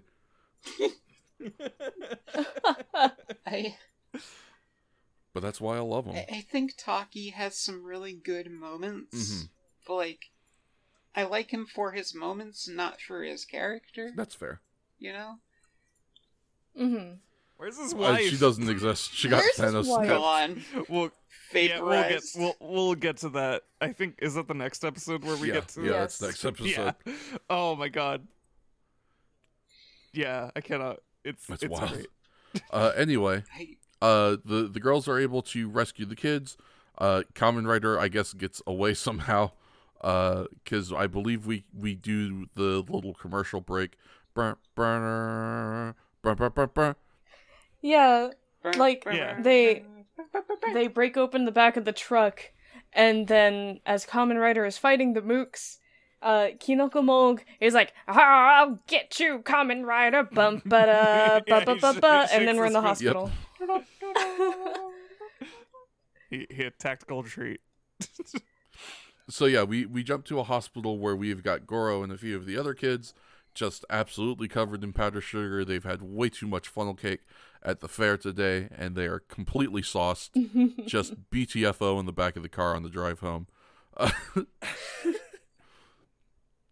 And Hayato is speaking with a doctor who we get the name of, but I decided wasn't important enough to write down. I guess maybe we should figure out what it is anyway, just to be safe. It starts with a K. It's like Koei, isn't it? I don't remember off the top of It's my like head. Koichi or Koei or something. I can check. Something. But anyway. He speaks to Dr. Man, and Dr. Man's like, I don't know what this is yet, basically. I mean, that is essentially the crux of this scene, is that Dr. Man are not know what happened yet, and Hayato Angie. It was at some point around here that I started thinking it, but not until the next episode where I had officially decided. But I really couldn't help but wonder if, despite the fact that like earlier on, we were talking about how a lot of the show is very episode by episode, and the production is episode by episode. I couldn't help but wonder if they create the premises quite a bit in advance, because I couldn't help but think that this would be a really good setup for a Hongo for an episode. Given that we just have this random Dr. Man come in here to play the part of the doctor, as opposed to, Hongo would be able to play both More parts. or less, yeah. Yeah, I mean, some minor spoilers for the next episode. We do some stuff with, like, figuring out what the substance that's causing, this is, and how to reverse it, and, creating a serum to do that stuff with, etc., etc. And yeah, it really very much so. It felt like kind of some of those early Hongo episodes too, where it was like, now we're going to actually show off that 600 IQ that we were talking about by having him do, science shit.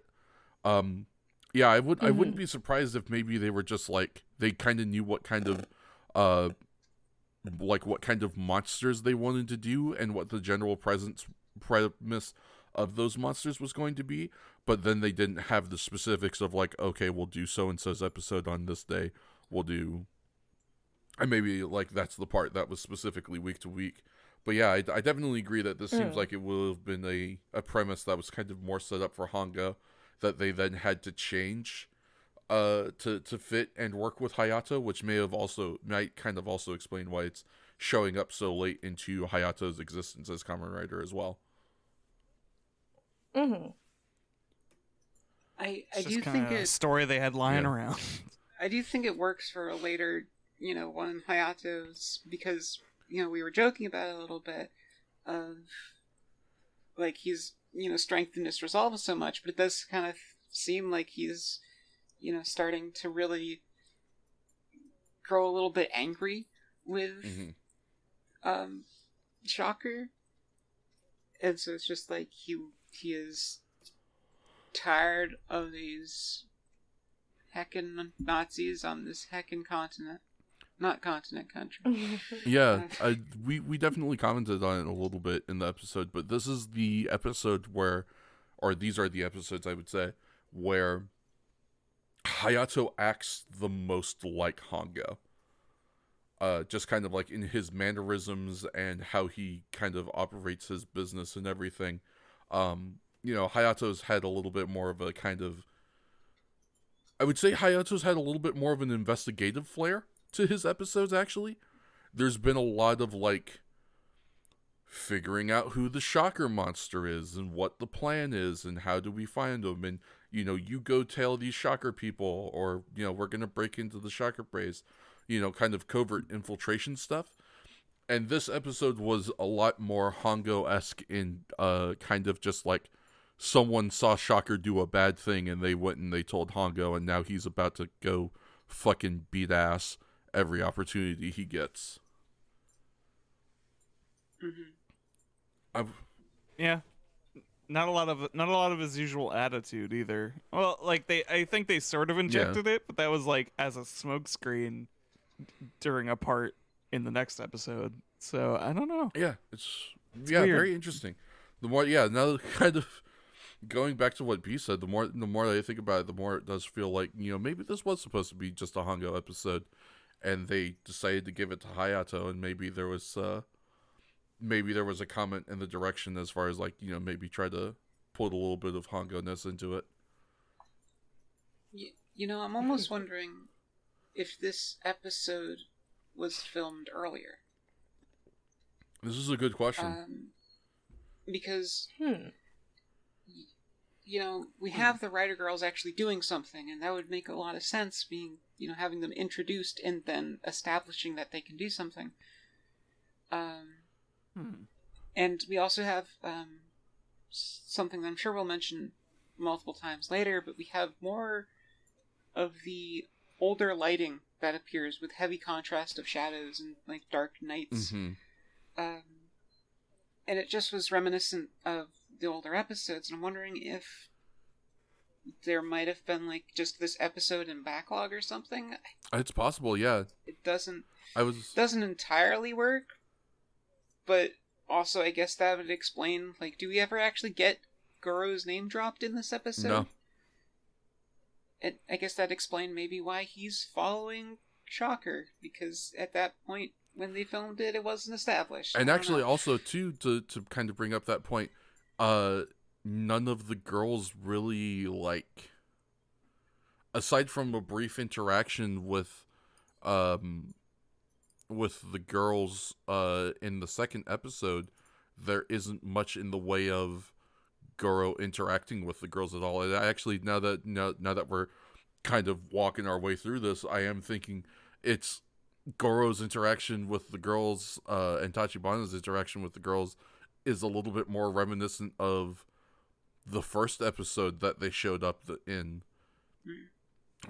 They even got the bananas. They even got the bananas again. Yeah. Yeah. Yeah, maybe I had the thought briefly while we were actually watching the episodes, specifically because of like a little prop goof in the second part of the episode. But yeah, maybe this was just filmed a lot earlier than it was aired. Like maybe this was supposed to happen like right after Sabotegron or something, or maybe even potentially before Sabotegron. Who knows? But yeah, this definitely, like, in hindsight, this definitely feels like an earlier episode in comparison to the dynamic that has been established by some of the other episodes. It's a fascinating thing to speculate on. Yeah. Yeah, no way to be, I mean, I guess I'm sure there's, we could really dig for it on the internet somewhere if we wanted to know that bad. Mail the writer. Yeah, go find the writer and send him a letter and be like, "Hey, dog." But Hello. it's just kind of Wida. interesting stuff to speculate on at the very least. But let us go ahead and continue the synopsis here because we still got a whole other episode to do. Oh gosh. And we've been recording for a bit. So glad I cleared space off my C drive. Yep. So we go ahead and jump to the hospital where Hayato has brought in the kids. We have that brief conversation where Dr. Man, which Shakes was kind enough to find the name for us. It's Dr. Koike. Interesting name, but okay. It's a weird one. Dr. Koike is like, I'm not quite sure what's going on. We have some righteous fury on the part of Hayato because he is worried that the kids will never be all right again. All sorts of good shit. And so we go to nighttime. Or no, I'm sorry. First we jump back to the Shocker base. Because Fasci Statue is talking to Kinokomog, and he's like, hey, there's a fucking secret part 2 to our plan. And we can't let them figure out what it is. Go get those kids back. And so we jump to the same hospital at night. Hayato is watching over the kids when he sees some Shocker. Well, he doesn't even see anything, really. I do actually wow. Wow. I don't know why we didn't comment on this during the episode, but this is an absolute fucking Hongo move. It is. Absolutely. Okay. He hears the door open and he hides and gets ready to attack. Yeah. This is absolutely something Hongo would have done. It's the weirdest episode. What a weird episode. This is so fascinating. Yeah, so I think we struck on something here. But yeah, in a very Takeshi Hongo-esque move, while Hayato is watching over the kids, he hears the door behind him start to open, and he immediately drops to the floor. He rolls underneath one of the beds, and he watches from under there. He sees that a Shocker Grunt is trying to kidnap the kid, and so he comes out from under the bed and he just starts swinging at him. And we have a brief fight scene where it's like 2 Shocker Grunts and Kinokomog and Hayato, and then Taki eventually shows up and assists as well. And seeing that he is a little outnumbered, Kinokomog is like, I'm gonna get y'all next time, and he dips. I believe, where does that take us to next?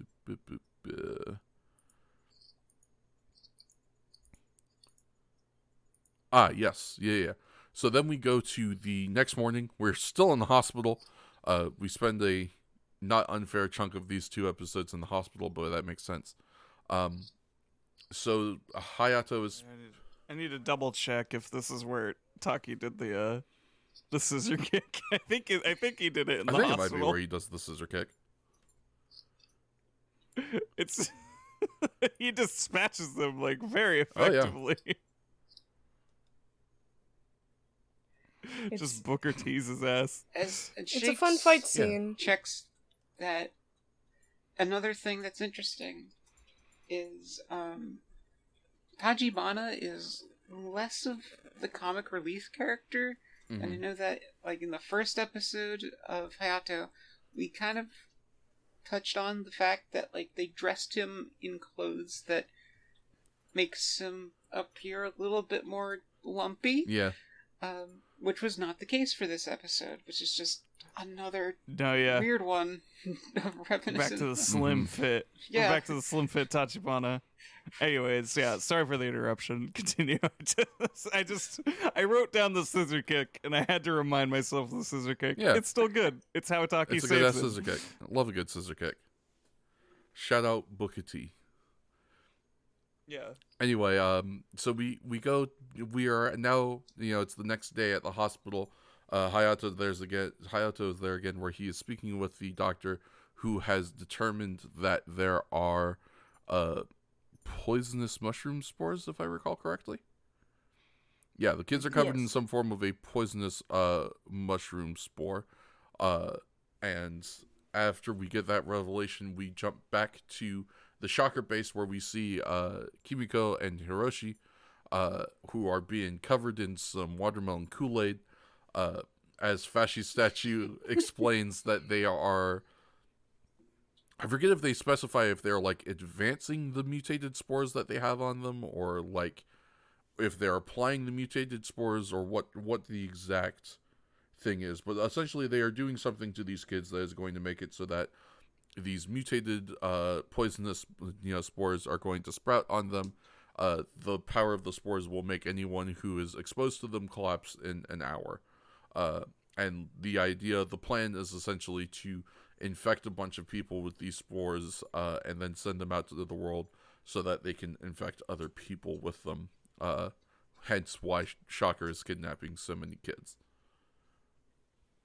I believe it is at this point in time where we go back to the Rider Club and the mushroom, correct? Yeah, I believe so. Yes. Yeah. That fucking mushroom. Love that mushroom. Yeah. Meanwhile, back at the base. So at the Moto Club, everyone is gathered around a potted plant that now has a mysterious new mushroom growing out of it. Mari, I believe specifically, is the one who comments that it's strange that mushroom wasn't there when she last watered it, and everybody's trying to figure out what to do about this mushroom. When Hayato shows up, he gives it a little tap and realizes, hey, this mushroom's made out of metal. And they determine that it is a communicator, or they suggest that maybe it's a communicator, and Shocker has been listening to everything they've been saying. At which point it is determined that not only is it in fact a listening device, but it is a two-way communicator. And Mushroom Org is like, oh no, okay. Yeah, that's right. We've been spying on you, motherfucker. And also, we got some of those kids you've been trying to save. We will, if you come to this location that we give you, we will release them to you. And obviously there is a warning about, be careful, Rider, this might be a trap. But Kamen Rider goes anyway to an abandoned looking village. It is a great looking set, if not an unfortunate looking set. Because it's... Yeah, this place got fucked up. This place got ruined pretty bad, and there was some slight speculation as to how that may have happened when we were watching the episode. I don't know if we necessarily want to get into that here, but it is perhaps not, but is derelict for a reason. At first glance, you could tell. Yeah, it is it is still visually, though, a very cool set, especially for the fight scene that we are definitely about to have, obviously. Yeah, this is where we get our second transformation. Yes. So, oh yes, you're right, it is. I don't know why I forgot that. So, obviously, this part is interesting, because Kinokomog shows up with the kids, and obviously Kamen Rider's like, let him go. And, Kinokomog's like, I'll let them go, but only on one condition. You have to join Shocker, Kamen Rider. Which, like, what a weird gambit. Especially because, he's probably just gonna kick your ass, right? The whole situation is they're bluffing anyways, because the idea is they want the kids back so they can spread the weird latent spores they have planted. I don't know, it's just... But yeah, it's a weird one to bluff with. Here, allow me to just come up there and beat the shit out of you, Kamen Rider proceeds to say. Yeah, basically. Yeah, so he's like, you join Shocker and we'll give you back the kids. To which Kamen Rider's response is to transform and post up on some ceiling, and then start beating ass. We get a real cool fight scene with some multiple elevation stuff. I'm trying to think of anything too specifically major that happens in this fight scene, like anything too specifically of note. But I can't think of anything up until like Tachibana and the rest of the group arrive, unless anyone has anything in mind in their notes that I might be missing. Not particularly, no. No, yeah, I just have it written down that Rider Girls and Tachibana and Taki all roll up in the Buick. Yep. I can only think of my one instance of disappointment wherein Kamen Rider is on an elevated position above like 3 Shocker Goons, and then he jumps down, and I think multiple of us were just so certain that he was just gonna crash down on at least one goon, and he didn't. Shakes and I were hoping for the Meteora, the double knees to the face, but It'd be so unfortunately no such luck. Probably because it would have just been a difficult stunt to do safely. It did look like he was pretty high up. Mm-hmm. But yes, eventually Tachibana and Co., which includes the Rider Girls and Taki, show up, and they go to assist Kamen Rider in combat and with rescuing the kids. We get some great scenes of tandem offense between Tachibana and Yuri, of him just like running up to a Shocker Grunt, like putting him in a lock, and then letting Yuri like fucking punch him in the gut and like give him a chop. It's really good. I love the teamwork. It's Yeah. very, very cool. These fight scenes, despite their weirdness and our theories on their weirdness, God, they're really satisfying after all this time to get all these characters just rolling in and just cleaning up. Yeah. Yeah. It's very nice. They've been jobbing too long. Just to get them working as a unit is just so good. Yeah, and with team attacks, like that's great. It's like you're a team. Do it. Yeah, hopefully we get more of this in the future. I'd really like to see more of this kind of stuff. You know, I'd like this particular dynamic. You know, even if everything from this episode does not say per se, if this dynamic from this episode could stay and go on to the future, where you know the Rider Girls and the motocross group kind of feel more like a team, you know, a unified unit that is kind of all working for the same cause, that would definitely be real nice. Well, fingers crossed we Yeah, get for more in the sure. future. Yeah. We got 70 more. God, we do have so many more. Jeez. Holy crap. Oh my god. Why did we start with original Kamen Rider? Because I know it's good. but it's also It's good and 91 fun. episodes long. Well, it's We're gonna it's be an doing exception. this shit until 2022. But I like. If we're I lucky. like it too. Well, no, It's 98, Fats. It's Don't worry. yeah, no, it's 2022. End of 2022 is our final episode. Is it? I thought it was like October 2020, like sometime in October. Yeah. Look, you gotta be ready for some cancellations at some point. Yeah. Don't worry, I'm not. I only have Christmas Eve booked as a no-go. Amazing. So we better have all sessions here. Anyhow. So the Tachibana and the group are able to rescue the girls, or I'm sorry, not the girls. It's specifically Kimiko and Hiroshi. So it's a girl and a boy. But yeah, Tachibana and the girls are able to rescue the kids. Kamen Rider is fending off against, you know, Mushroom Org and the rest of Shocker pretty well. But eventually, Kamen Rider gets squared up into a one-on-one with Mushroom Org. Mushroom Org hits him with the paralyzing spores, which do work on him. Again, what Shocker abilities work on Kamen Rider and what don't continues to be really inconsistent. Yeah, Whatever but this serves one, the narrative better. Yeah, basically, and it's cool though because like this one's neat because it de-transforms him. Like he's staggered at first, he's not instantly knocked down because he's Kamen Rider, but with repeated application, it drains him, and that I'd like was a to cool think- visual. Because the last stuff was more airborne, right? And like getting into the eyes specifically, Mm-hmm. whereas this was mostly just like transmitted through any touch. Yeah.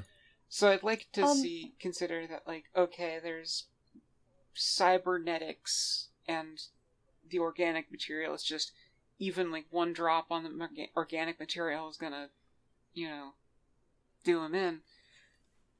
So I don't know. That's my reasoning for it. Yeah. I kind of had my own. I kind of had my own small theory regarding the detransformation.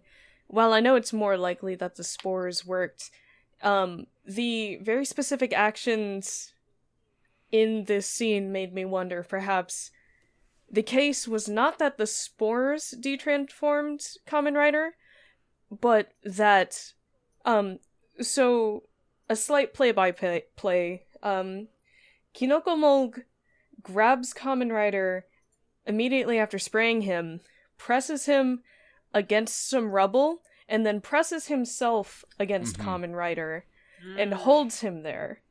So I couldn't help but wonder if perhaps he used his own body to block off the belt, blocking off any circulation, and held him there until he detransformed, thus getting the spores on his face. It could be that too.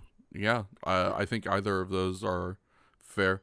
I mean, personally, it was just kind of, for me, it was remarkable just because I think this is the first instance we have ever had of Kamen Rider being beaten to the point of detransforming. Yeah. It's specifically the only other time he got kind of...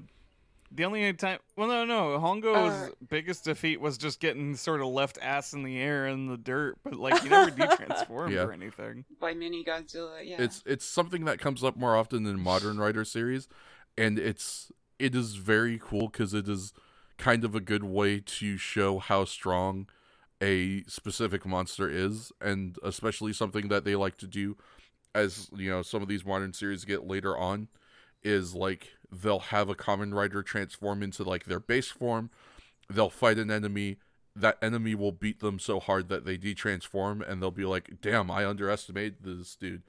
And then they'll like go grab one of their power-ups and they'll transform into that and start the fight again. And it's just a real dope visual that I like to, have the show explore. So it's neat to see kind of the origins of that starting as early as this original series.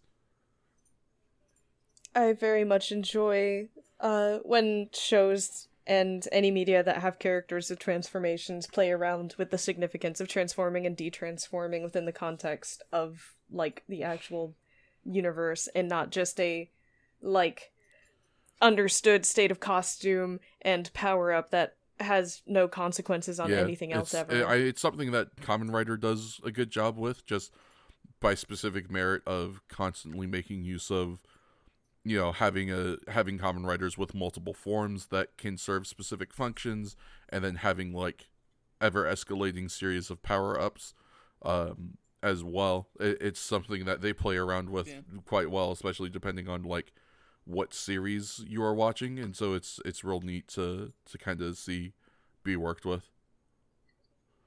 I think even on a baseline level, this first series has communicated that pretty effectively. Even though Hongo or Hayato can kind of whip ass pretty good, it's a world of difference when they're transformed. Sure. Like they are completely on another level. And they gotta get in there. They put the knife away and they pull out the gun. Yeah. But yeah, so Hongo gets covered with the spores, and as everyone. Well, we don't know if Hongo does. Oh, I'm sorry. Hayongo. Yeah, Hayongo. Main protagonist are get covered with spore, and He gets put into a truck and sent to the Shocker base, where they've got them all strapped up to a table, and they're going to use a big, scary, evil buzzsaw, and they're going to slice them right in half and kill the Kamen Rider. And that's where we get our cliffhanger, And we had a brief shot. We had a brief shot as Hayato was being dumped into the truck. Taki with Yes. the truck stealth, hiding on the roof, Yes. How did ready he to get here? infiltrate like he always does. We don't Don't know. worry about it. Yeah, but Why didn't he help during the fight? I don't remember actually. Exactly. I think he did No, he actually didn't. just like He show up infiltrated. and then get on the roof and be like, I'm gonna hide here. okay. Yeah, Well, it works.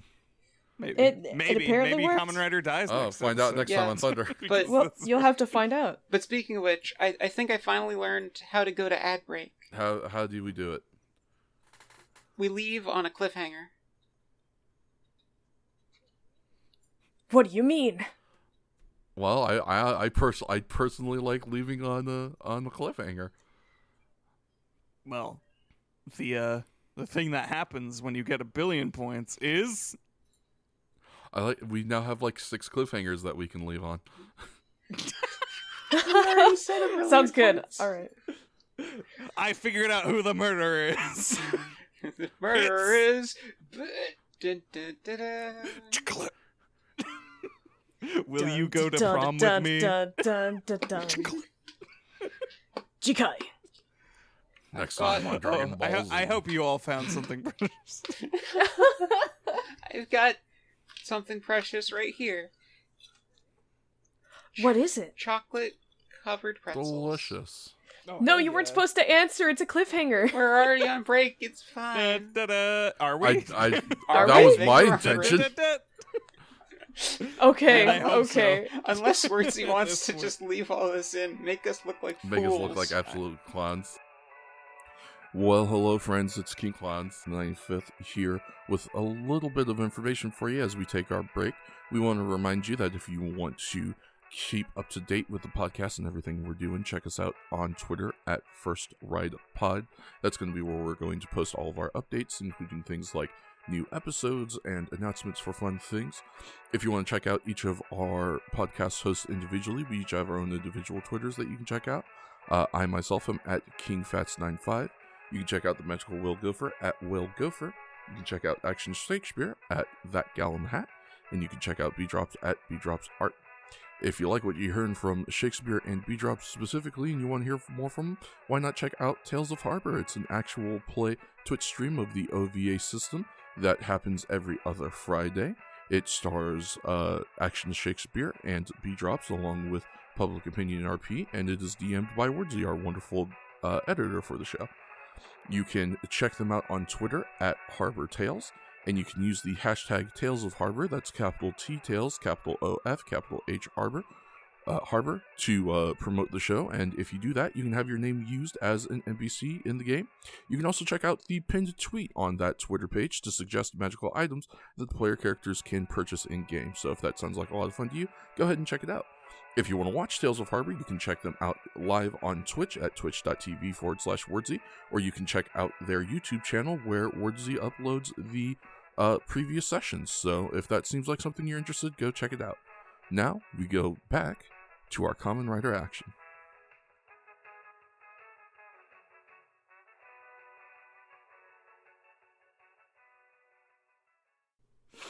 Hello, thank you, and welcome back to the podcast. We hope you enjoyed those brief ads.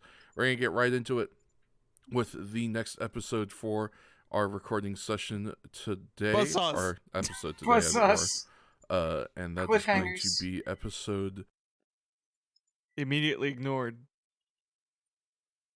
Yeah. Did you skip the ads to get past the cliffhangers? Be honest. Did Fats and B just immediately get knocked? Oh no, did they? No? I Oh. hope not. Is B not saying anything? Because I just had a little hiccup, but I'm back. Okay. I was waiting Okay. for you to say something. See, I didn't want to interrupt your plan, whatever it was. there is no plan. Only pain. Okay, let's Take that from the let's- top. Yeah, one more again. Fuck you, God. One day I'm gonna find you and I'll beat your ass wholesale behind the Denny's. Damn. Gonna give him some Motherfucker. constructive criticism then? Yeah, here's something you can fucking criticize, asshole. Anyway. Nuts. Yeah. Thank you and welcome back. We hope you enjoyed that short little ad break. We're going to get right back on into it with the next episode for this episode. It's episode 25 of Kamen Rider Defeat Mushroom Morgue. It aired September 18th, 1971. This is, I mean, a real easy start to the episode. Because it starts right where we left off. Hayato is about to be murdered by a saw in a shocker. Can't believe Goro was the murderer all. Yeah, they really did a Persona 4 on this. Yeah, really. No, I don't know what that Elaborate means on that. either. Don't elaborate on that. I don't know what that means either. Good. Anyway, Hayato is about to be murdered by a saw when Mushroom Morgue, showing his true sadistic nature, says, wake his ass up. I want to hear his screams of pain and agony. This is the only reason why the plan doesn't succeed. It is, in fact, the only reason why the plan doesn't succeed is because Mushroom Morgue is a shithead. It's funny too because they do it. It's literally first minute of the new episode where he goes, "Turn the bus off." Mm-hmm. It's like, imagine waiting a week. Imagine waiting a week for that, and then he just goes, "Ah, punked you. Gotcha, kid." Well, at least they did better than when they dropped Kamen Rider down a hole and then started to rescue him mid cliffhanger. Yeah, that's fair. Yeah. So yes, they stop the saw. They wake Kamen Rider up with a special serum, which is a secret tool that we'll use later. Mm-hmm. We wake up Kamen Rider. He is, of course, concerned at his predicament, seeing that he is nice and awake and ready to do some screaming. Kinoko Mulg's like, all right, turn the saw back on. And then we get Tender touch Taki. Yeah, tender touch Taki with the gentle caress. Just in his first successful infiltration mission ever. I don't want to call it successful because if this was a shocker villain that understood meta context, he would have stopped the buzzsaw immediately and been like, why the fuck is the camera zooming in on all these shocker grunts? Which one of you assholes is in disguise? Like, they desperately need you to understand that one of these things just doesn't belong here. Like, it's cool. Luckily, I think the fourth wall is safe for now. Yeah, luckily we haven't hit the whenever we start fucking with the fourth wall yet. Kamen Rider versus the fourth wall, that's gonna be a thing. Someday, I'm sure. I hope anyway. To be fair, there is a web series from a certain a Kamen Rider series where they talk about Toei a lot. So we play with meta context a little bit. It's just, you know, in the little mini series stuff that's supposed to be for comedy. Yeah. But like I was saying, Taki's first infiltration success. Yes, Taki successfully infiltrates the shocker base and isn't immediately outed. And so he uses this to free Hayato. You're saying, Gopher? No, I was just saying how wonderful. Oh. No. That Taki finally does something correct. Yeah, so with their powers combined, it should be no secret that Hayato and Taki are able to make it out of the shocker base. Taki is able to steal the serum that was used to wake up Hayato. We get a brief little exercise of them having to parse this barrier. Before that, the important thing, we were reminiscing about special effects plywood, but we do get the return of the bubble wrap ceiling. Yeah. Yes. Return of the wrap. Is return of the wrap. Thank you for remembering. I did write that down. Yeah, after God, it's been a good couple episode hiatus. God, when was the last time we saw the bubble wrap ceiling? tens of episodes. Yeah, I was gonna say it's a Hongo episode, isn't it? Yeah. It's when they're And still so doing weird stuff. Yeah. So It's yeah, a real luckily throwback. we get the return of the bubble wrap ceiling, and it is amazing because it's always amazing. We go through the bubble wrap ceiling. We get to deal with this invisible barrier, it's an interesting setup because I guess it's like a barrier that like it can't be seen, but it is physically tangible, and you can't walk through it unless you are like connected to this funky colored shocker truck or like in it. Except unless you're Kamen Rider, in which case you can then brute force your way through it. We don't have time to think of this intelligently. Yeah. Unga bunga.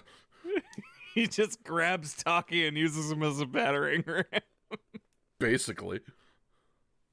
We get a bunch of great lines that could be used out of context. And then we head back to the hospital, if I recall. Yes. Yeah, so we go back to the hospital.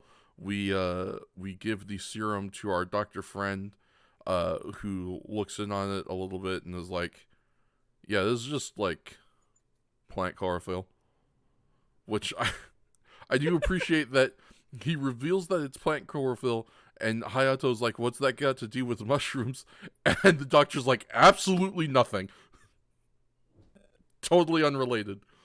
Just like you should know. But eventually they do test a little bit of the serum on one of the children. It begins to dissipate the spores that are on him. And so they're like, all right, we got it. It works. Let's heal the kids. But they've only got so much serum. And so Hayato asks for more serum to be made by the doctor. We then cut back to Kimiko and Hiroshi and the Writer Girls. We're playing tennis again. God, we love tennis. Interesting to note is that in this particular instance, now everyone is in their tennis playing outfits, whereas previously it was just the kids who were in their tennis playing outfits. So I guess the Writer Girls were also like, we're going to go out for a spot of tennis. Oh, hit the old ball back and forth. When all of a sudden, out of nowhere, poor Hiroshi, he collapses. Oh no, girls, it's time for us to do what we do best. Surround him and beat him savagely. Yeah. Just fucking pummel this dude. Get his ass, girls. Like, I don't... it's such an aggressive wake up. It's so...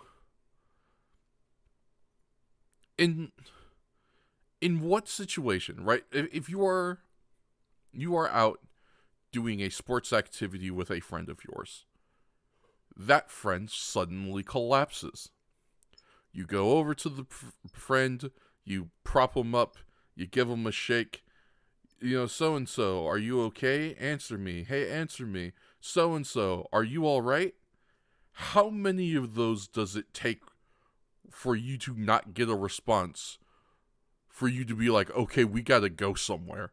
Oh, 0.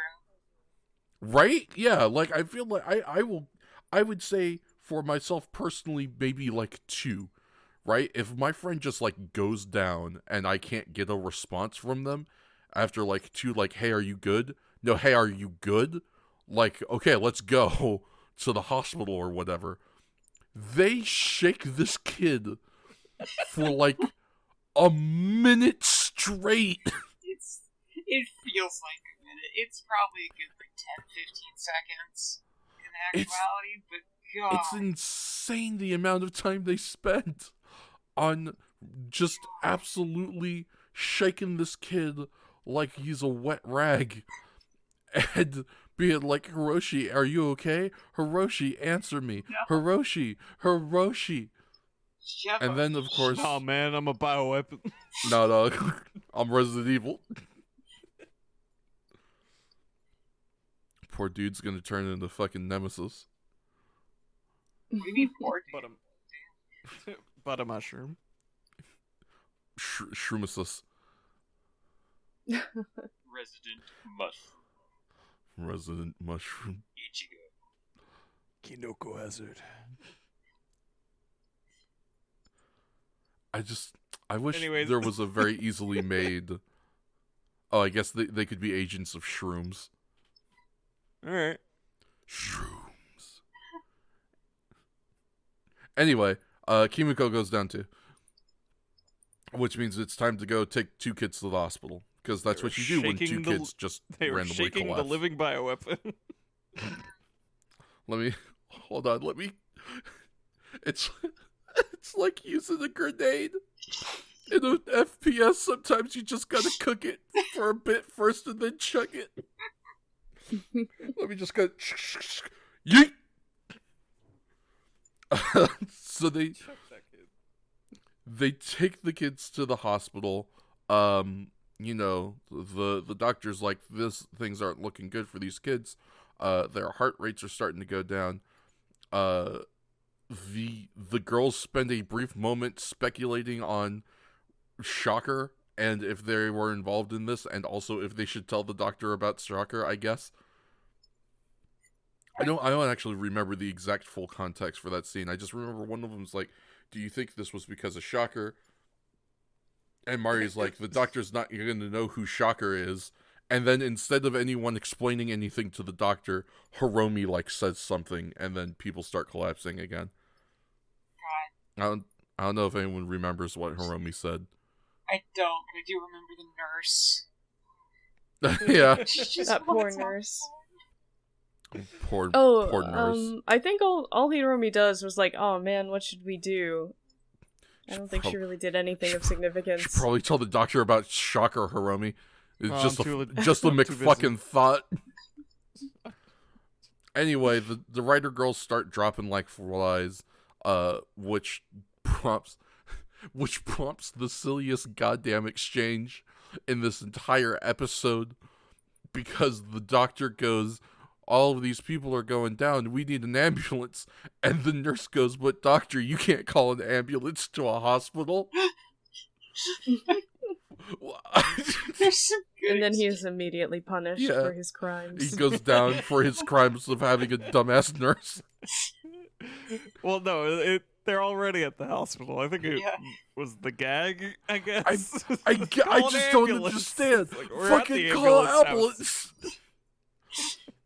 Go to the emergency room, then something like, god damn. Yeah, I don't... It's weird.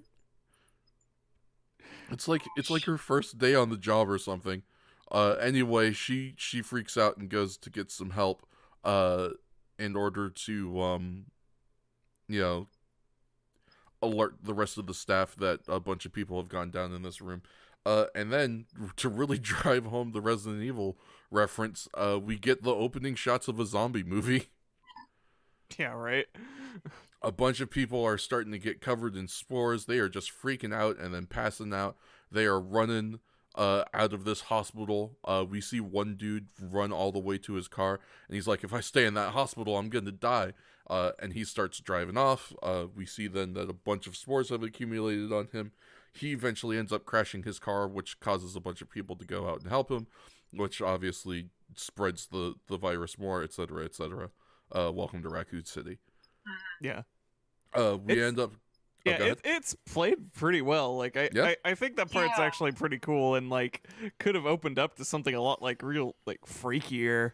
Yeah, for sure. But the scope of the episode was definitely not that big, really. But they tried to do some things that were pretty neat. And also, there was a nurse with really nice thigh highs. I just have to say it. I'm gay. Anyway. Yeah. It's... Also, there was I don't want them. Yeah, they were really pretty. Right. Damn. They were quite nice. And she just face planted. This is definitely something that, like, it really feels like this part of the episode kind of suffered from being the B plot of a 2-part episode.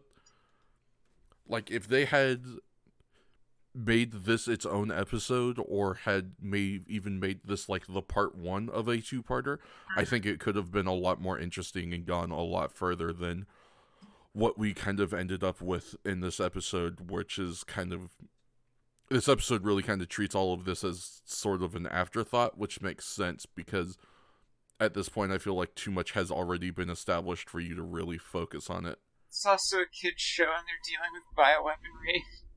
Yeah, So, that too. You gotta play your cards where you can. But what isn't a kid's show is Shin Kamen Rider and the comic manga. Oh yeah, that's fair. And I'm really curious to see how it handles that part.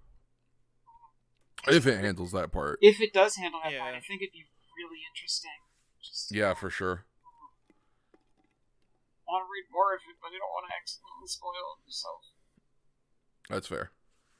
But you, dear listener, you don't have to worry about spoiling yourself necessarily if you don't want to. So, go read Shin Kamen Rider Spirits. It's good.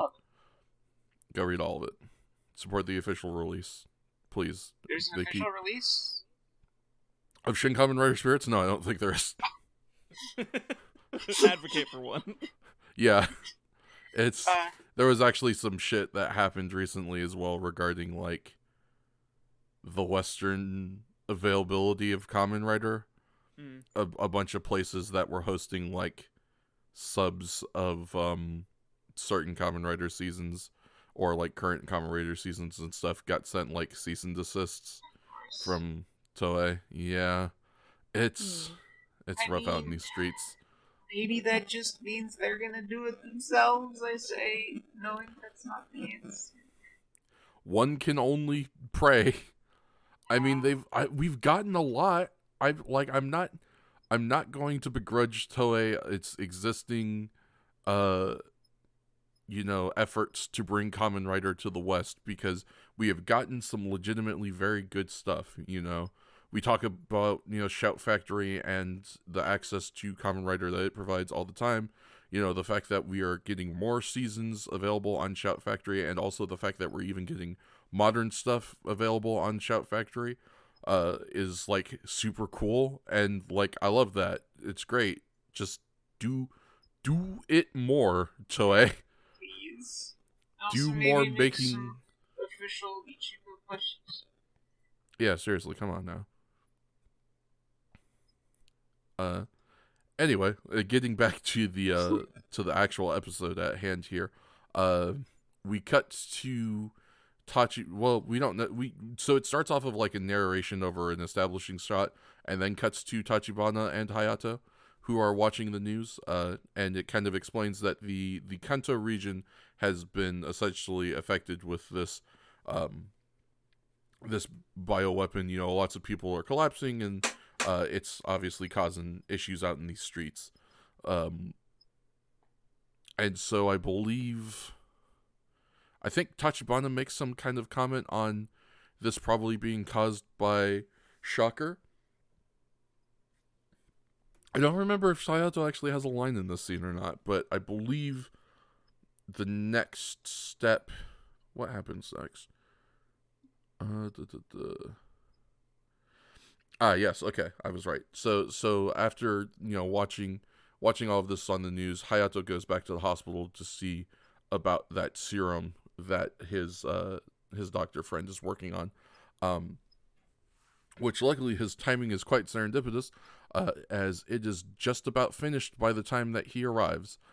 So we watch the doctor kind of finish it up, and then Hayato and the doctor go to administer a dose of the new serum to see if it will help the people affected recover. And by testing it on Hiroshi, they find out that it in fact does work. And they are able to successfully start kind of meting out the serum to infected groups, so that way, things can start going back to normal. Which, hooray! We love it when a plan comes together. Yay! Oh, go ahead.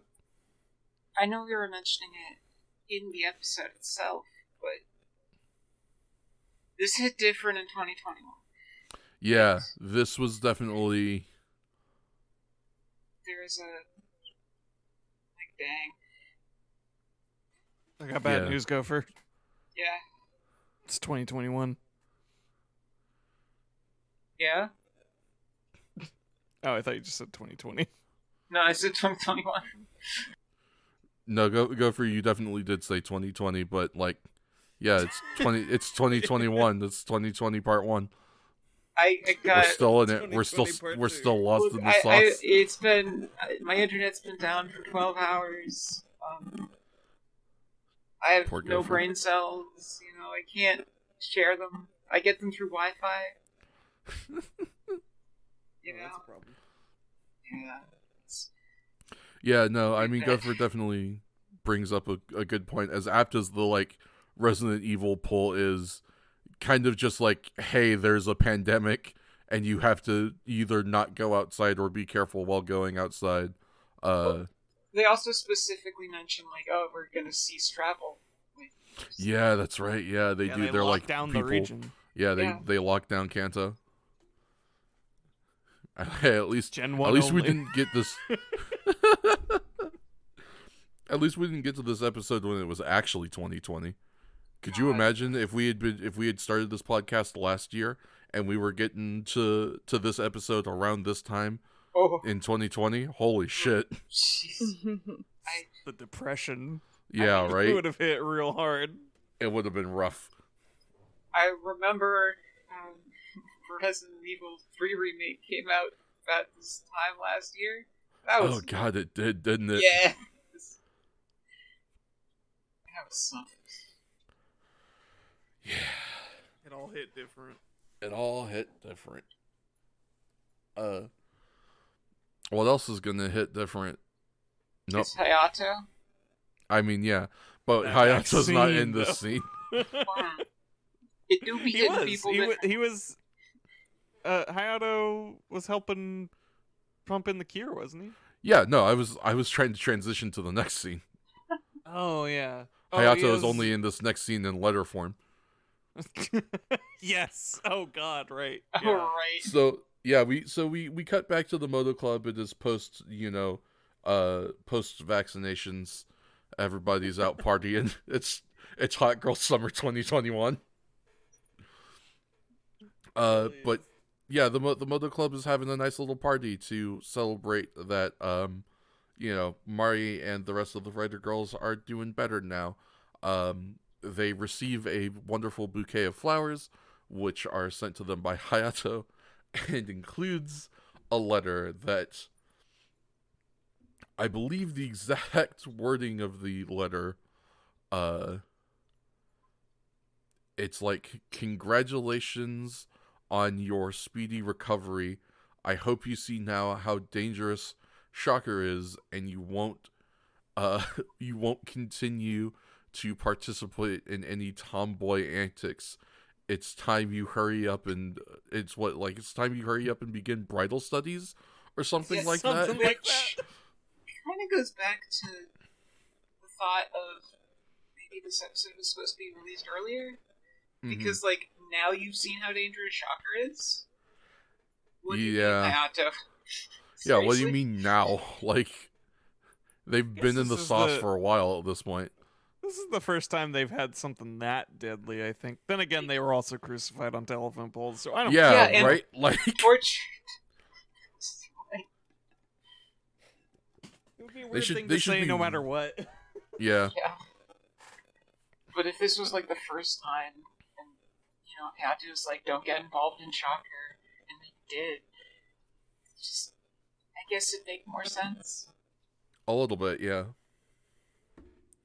Anyway, the girls, not fans of Hayato's insistence that they not fuck around with a literal Nazi terrorist organization, decides they're going to go fuck around with a literal Nazi terrorist organization. Tachibana, luckily, is pretty quick on the draw, though, because especially they don't announce their plan, obviously. They kind of they read this letter, the girls all have a huddle, and then they just kind of leave, which is great. We get some great little protests from Tachibana and Goro about not wanting them to leave the party, including Goro, declaring that they'll eat all of the cake if the girls just dip. But they go anyway, and after a brief moment of contemplation, Tachibana realizes that shit's probably about to break bad, and has the wherewithal to go contact Taki about the situation. And this is where we get into the shit. Yes. This is also. Are you gonna cover Taki's phone conversation? Yes, yeah, we are. We are talking about Taki's phone conversation. So Taki picks up the phone in what I can only describe this as a single man's apartment. Dude's got like a desk. There is a nightstand with what looks like a bottle of vodka on it, right next to a bed. Yeah. This place looks... we don't see much of it, but what we do see makes this place look fucking tiny. Like, apparently, Taki's wife just does... Like, she got Thanos snapped. She does not and has not existed. I don't understand in the slightest. If I may, Please. be so presumptuous Please. as to ask our audience, whether it be on Twitter or within the YouTube comments, to throw what you think happened to Taki's wife at us. Yeah. Because I don't know. I'm out of ideas. The Thanos snap is looking pretty plausible. Yeah, tell us what you think happened to Taki's wife. Do you think she got Thanos snapped? Do you think she got retconned? Do you think she was never real in the first place and she was just an FBI plant? Tell us your crazy conspiracy theories in the comments. But the point is, this dude's not married and hasn't been, apparently. As is made only slightly more evident by his whack-ass phone answering stance. Yeah. Which, yeah, I feel like as the person who seemed to be most affected by it, I want to let Shakes take the reins on this. Hold on, I'm Grabbing us a... okay. I'm grabbing the screenshot real Hell quick yeah. just so we can post it later. That might be part of the announcement post. Maybe. Yeah, no, this dude is... So this is a desk with a chair, right? This dude's posted up on the desk, with his feet kicked up on the back of the chair. Sure. Just chilling and answering his phone. I Stance frankly the fuck up. have no heterosexual explanation for this. Yeah, that's fair. Like, yeah, wow, Taki. Get it. Yeah, Truly, honestly, get just it. truly get it. I'm trying to analyze the data here. I don't see a ring on this man. Yeah, I don't see a ring anywhere for sure. Just have a mysterious bottle. Also, you're not wrong about that bottle. I told you, it's like, dude's got like a full bottle of vodka just on this nightstand, ready to party whenever.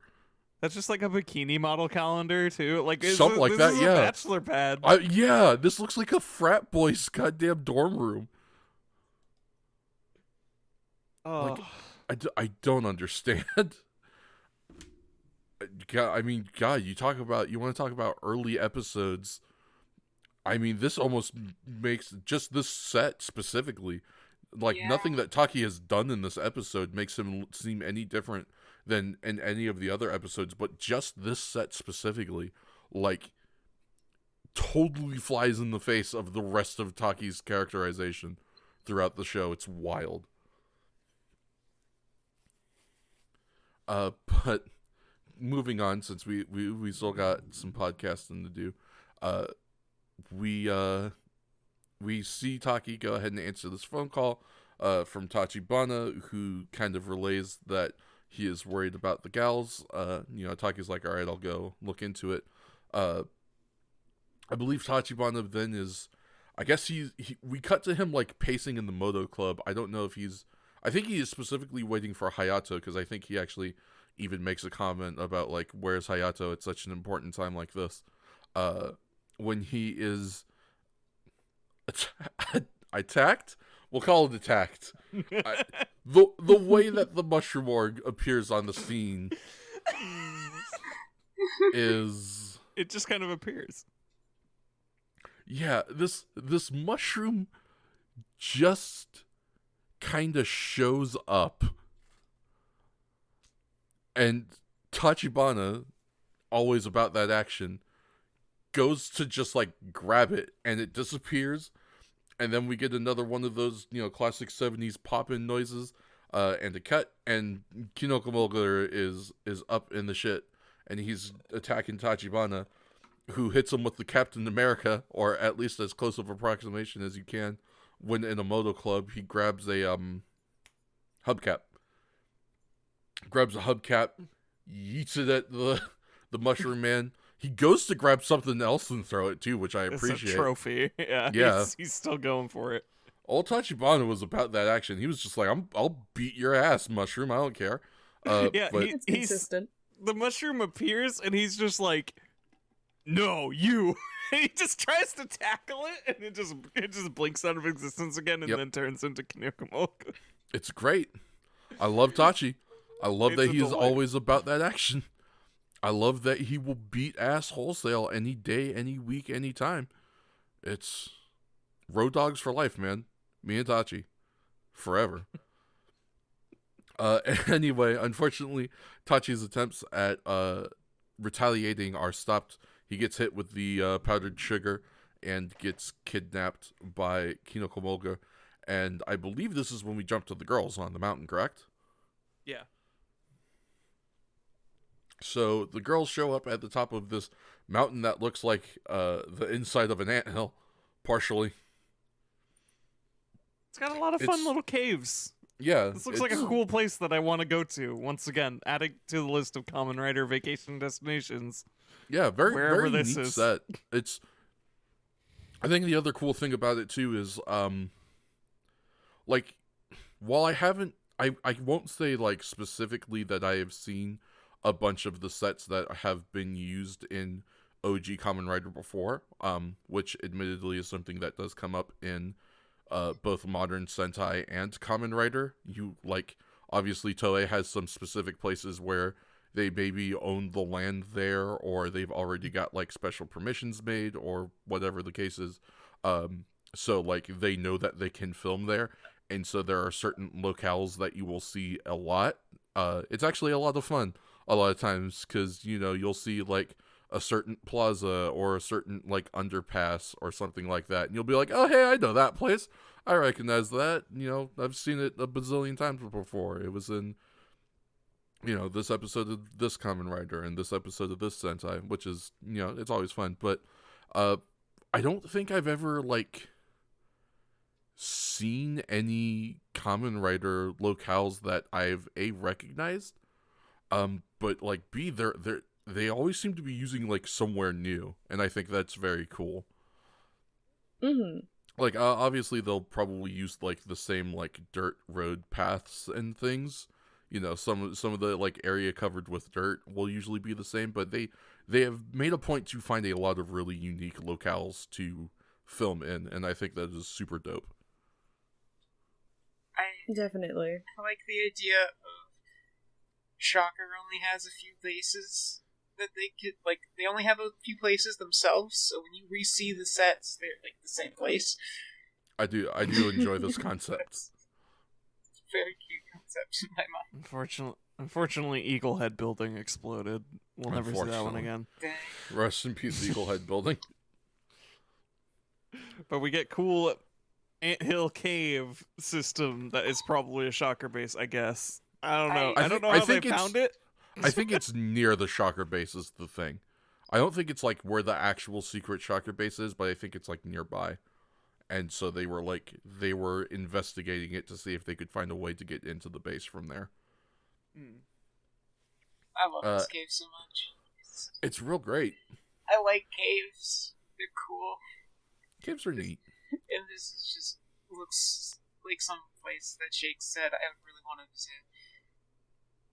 Yeah, it's very super unique set. I don't know if it's just like maybe not there anymore, as sad as that would be, or what the case is. But I've certainly like this is my first time ever seeing this place, but it's super cool, very unique. Maybe they did get permission and they just kind of filmed there anyway. I feel like they probably got permission though, right? I mean, Because they were able to make a model of the place, unless it was just that iconic. yeah, just because you make a model of it doesn't mean you're supposed to film there. I mean, I guess. I just figure that means they got intimately familiar with it. I could make a model. Make a model of That's Disneyland. And blow it up. Blow up Disneyland. I'm not going to blow up Hell yeah. Disneyland. FBI agents, please no. Yeah, With Taki, your- I'm not going to blow we're up not, this. we're not. Why is damn the FBI be listening to our podcast? Hollywood. Anyway, the girls show up at the top of Ant Hill Mountain. They start snooping around, all Scoob and the gang. They're gonna go ahead and try to find Shocker. When they are accosted by a couple more Shocker mushrooms, we get another good girls fight scene. They hold their own for a bit. What's actually a nice little addition to this scene as well, along with a good girls fight scene, is eventually as they start to get overpowered, Taki shows up and it comes in with the assist, which brings us a great little sequence where they're in like a cave and they're fighting off Shocker people, and as Taki has showed up for the save, he's like, "Now will you stop your tomboyish actions?" And one of the girls just goes, "Never." And then Taki has to like punch out a Shocker goon and be like, "Follow me." Dummies. It's good shit, honestly. I really like the banter in this episode. It's very wonderful. It's good characterization for everybody. I like seeing Taki and the Rider Girls interact, because, like, other than just Mari lusting over everybody, just like it's another part of the dynamic, and I don't think we've seen that very much. And it's just nice to see. Yeah, it's very, very cool to just kind of have at least somewhat expanded characterization for pretty much every character, save for like Tachibana and Hayato. Just because, with Tachibana, it's kind of more of what we already had in OG Kamen Rider, and with Hayato, it's, if anything, with Hayato, it's more of him just kind of being Hongo this episode, or these episodes, as it were. But it's super neat. We get a little more out of our supporting cast. And I always love it when we get more out of our supporting cast. Anyhow, eventually, unfortunately, Kinokomoga shows up, and between the power of numbers that the Shocker Grunts have and Kinokomoga showing up, unfortunately, the girls are apprehended, along with Taki, who gets hit with some paralyzing spores when he tries to fight off our cyborg monster of the day. We jump on over to Hayato arriving at the Moto Club and just like kind of immediately suspecting something is wrong. I assume based off of how quiet it is in there. He rushes to the back room where he sees that Tachibana is gone and there are spores everywhere. And so he knows that this is the work of, Mushroom Org. And so I've been using those kind of interchangeably. Anyway. Yeah, same. Anyway, he sees that is their handiwork, and he just kind of goes straight to the Anthill Mountain, right? I'm thinking there isn't anything that like gives him a clue, or he just knows where to go. Everybody just knows that it's all going down in Anthill Mountain. Yeah, it's all going down Anthill Mountain. So eventually you know what? I guess I should touch on it because it does become partially relevant in this scene. We do get that one really nice shot when the girls get kidnapped. As you know, as the girls are getting surrounded, we see Mari takes like a back step and drops her rapier or her little fencing foil, and we get a neat little shot of it dropping down the mountain. Yeah, that was a low angle, like the sword bouncing off the mountain towards the camera. Yeah, real dramatic. Real dramatic, real nice. Appreciated. And it did play into the next scene. Yeah, because when Hayato shows up, Hayato. Hayango. When main protagonists arrive at scene, he find rapier wait for him. So Hayato arrives. He finds Mari's sword is there waiting for him.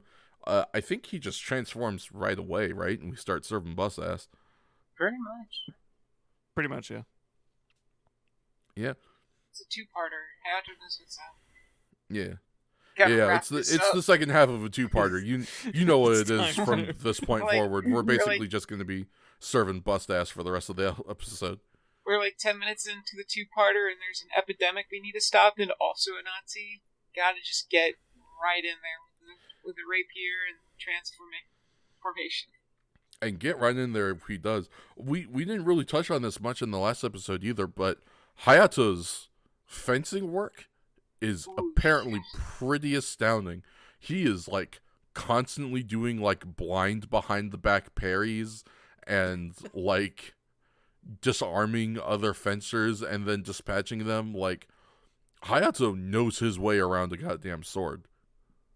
More than that, I think one of the most impressive things I saw of it, where like it was still in one of the Mook's hands, but he grabbed the sword and then did like some of the blind parries and like cut the guy behind him, or disarming him and stabbing him in front of him, which was just like, what? Yeah, why have I never seen this in a fighting anything before? It's really cool.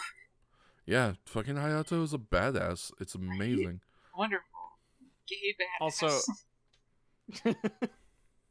Also a highlight of the fight is a point where they him and a few mooks duck into a lower level of cave, and we get a little whip pan up to a higher level, and 1 second later they pop out like it's a Scooby-Doo chase scene. Yeah, very good. Speaking of Scooby-Doo chase scenes, another very good part of this fight scene is we get a couple of extended shots of Hayato actually fighting within the like cave system that is in this mountain. And those shots are just really good of him just kind of fighting off mooks. There's one specifically where we are like the camera is positioned behind this gate, right? And it's like it's clearly largely dark inside the cave except for like a light source at one other end of the cave that is bringing light in. And we have a partially extended part of the fight scene that happens in here. And that was, I just personally thought that was a really cool shot, just with the way it was like set up and the way it was lit and everything. Yeah, it was really good. And Hayato is not the only one who does fighting in this scene. As Hayato is distracting the shocker grunts, Yuri reveals that she has got a belt in her belt. A knife. Yes, I am a podcaster. I've been doing this for 10 episodes. She has a knife in her pocket. We're almost 6 hours into the recording. It's fine. Or not recording. Yeah, that's fair. Into the session. Yeah. Yeah, brain our scramble a little bit. Yeah. But yes, she has a knife that looks like a crochet needle in her like it's like stored in her belt or in her back pocket or something, and she has Mari reach out to it so that they can free themselves, which they successfully do, and then they free the other Rider girls, and so of course we get back to the girls dispatching some shocker grunts, right? They do fight, right? Yeah. No. That wrong. Like I'm just it totally slipped my memory until you're mentioning it now. Like, yeah, just a little cherry on top of the writer girls getting their push, I guess, for lack of a better term. I have pro wrestling, chronic pro wrestling brain. Yeah. But like, not only are they fighting, they also get out of their situation by their own power. It's not just Right? Kamen Rider reaching in and untying the ropes. It's like Kamen Rider distracts them. All right, we better get out of here, and then kick some more ass. Yeah, the girls. So good to see. These 2 episodes are without a doubt like the most the girls have ever done, but that's not like normally that would be one of those things that might be used as a negative. But in these 2 episodes specifically, it can't be because they just do so much. They do a lot in these episodes. I mean, just from out the gate with, like, watching those kids get kidnapped and being smart enough to not just, like, rush in, but actually go trail Shocker and then find a professional and tell him what's going on. Just from that point going forward through these 2 episodes is just, like, constantly the girls making pretty A+ moves. The only real blunder I can give to them through these 2 episodes is the fact that when Hayato is like, hey, Shocker is dangerous and you should probably not fuck with them, they instead make this decision to go fuck with them. They go, no, yeah, we're fucking cool and tough. We're gonna kill them. Yeah, I do It's a little weird. I recall there being a specific line that is said during the party where one of them says that we could beat Shocker easily. Which, like... I love the Spirit Girls. Maybe dial it back a little. Yeah, I mean, if you could beat Shocker easily, then why haven't you in your previous... Like, I'm not saying y'all did a bad job, but also, like...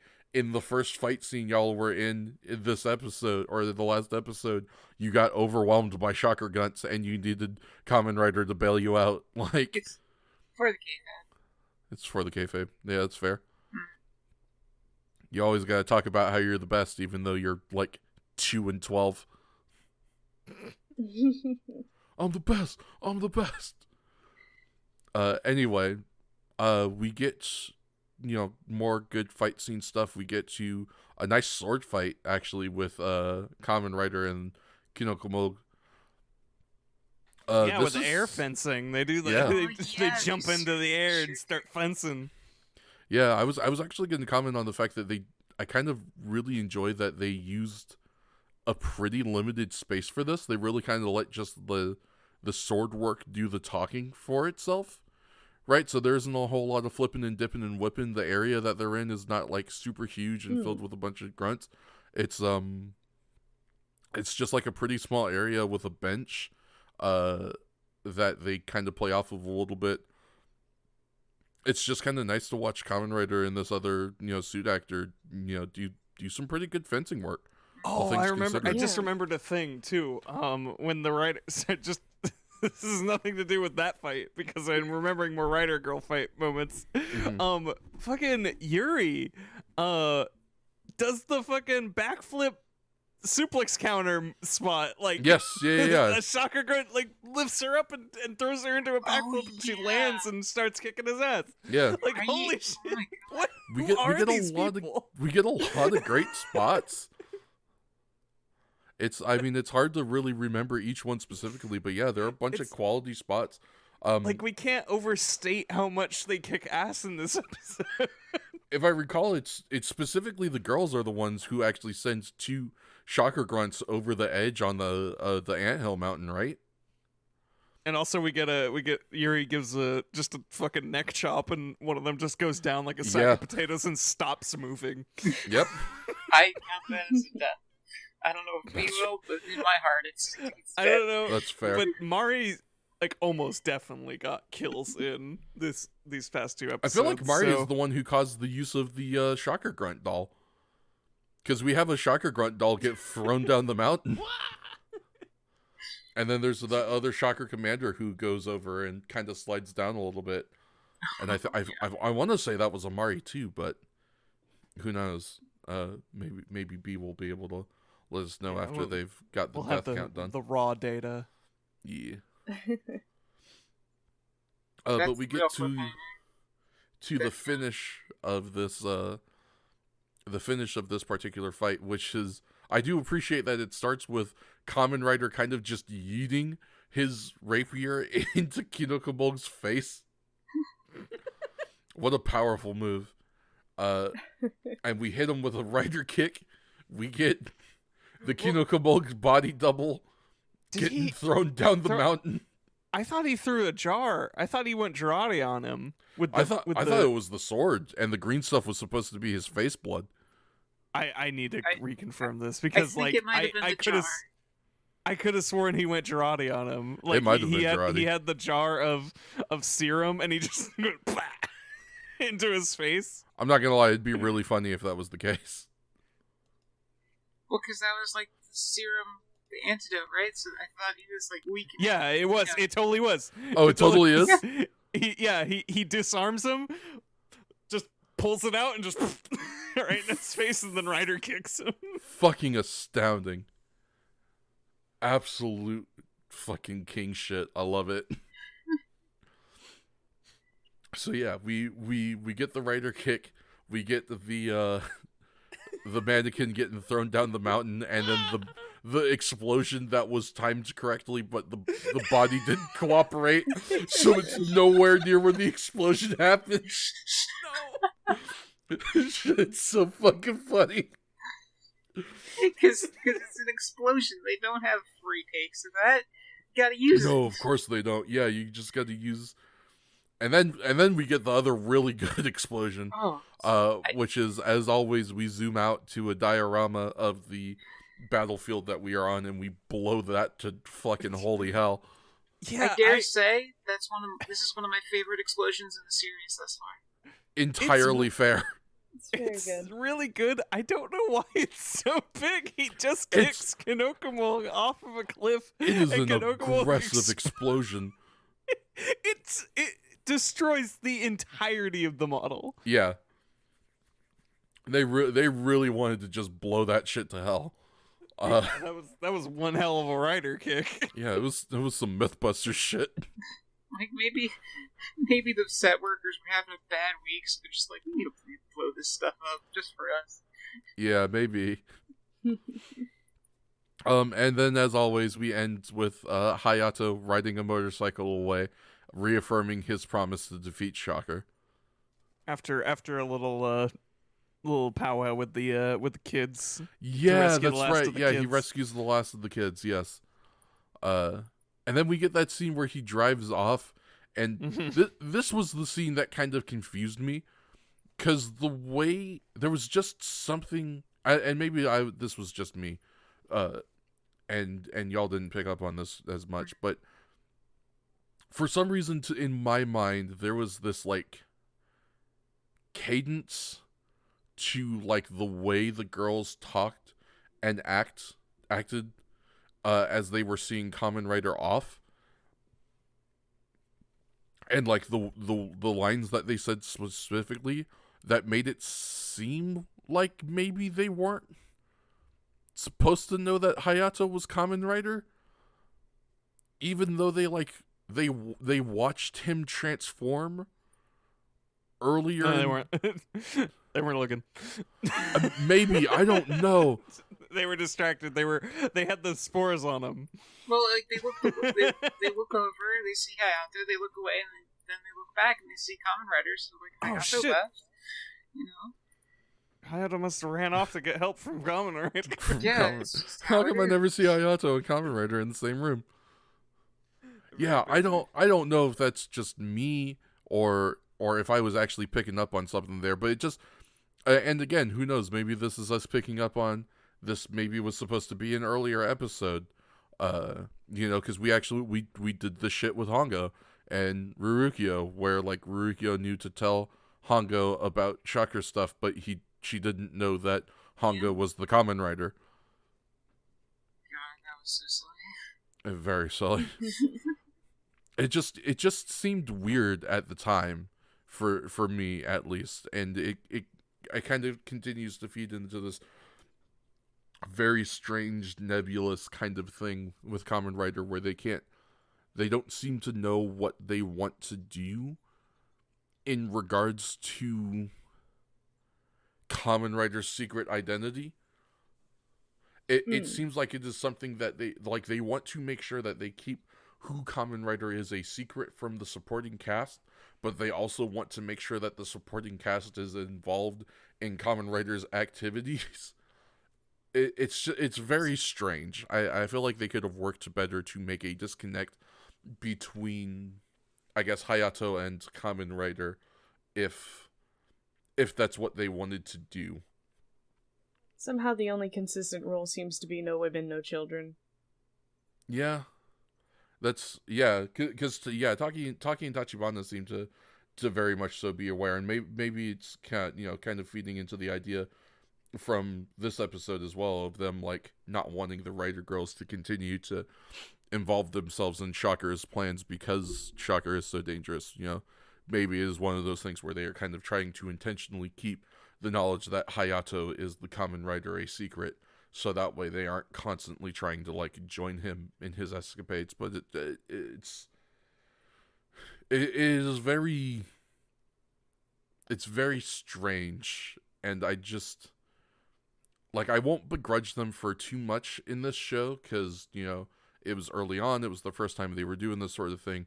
They didn't have the groundwork laid, but that is one thing that I kind of have to despair them for a bit, because it really kind of messes with the way the driving plot of the show is supposed to lay out, because there are a lot of situations that need to be handled differently based off of whether the girls know that Hayato is Kamen Rider or not.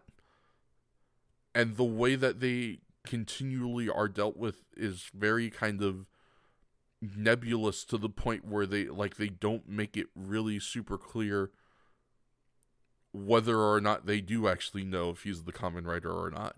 At this point, I kind of assume that anyone who doesn't explicitly say they know just doesn't know, probably. That's fair. That's certainly a fair assessment to make. It's just, it's weird. It's really weird.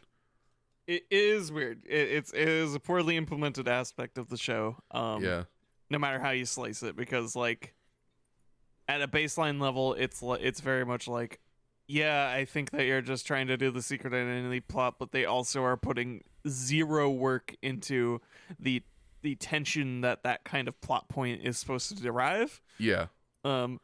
They just sort of have it for the sake of having it. Mm-hmm. Because otherwise it's business as usual anytime something like this happens. And also, honestly, since it's something that at least to my knowledge has not been explored a lot. I mentioned how in modern Kamen Rider they do a very good job of pretty quickly establishing here are the people who know who the Kamen Rider is, here are the people who don't know who the Kamen Rider is. So I would really love to see a season of Kamen Rider where they really kind of play with that, this person is a Kamen Rider and they are trying to keep their identity as the Kamen Rider, a secret from, if not everybody, then at least certain other people.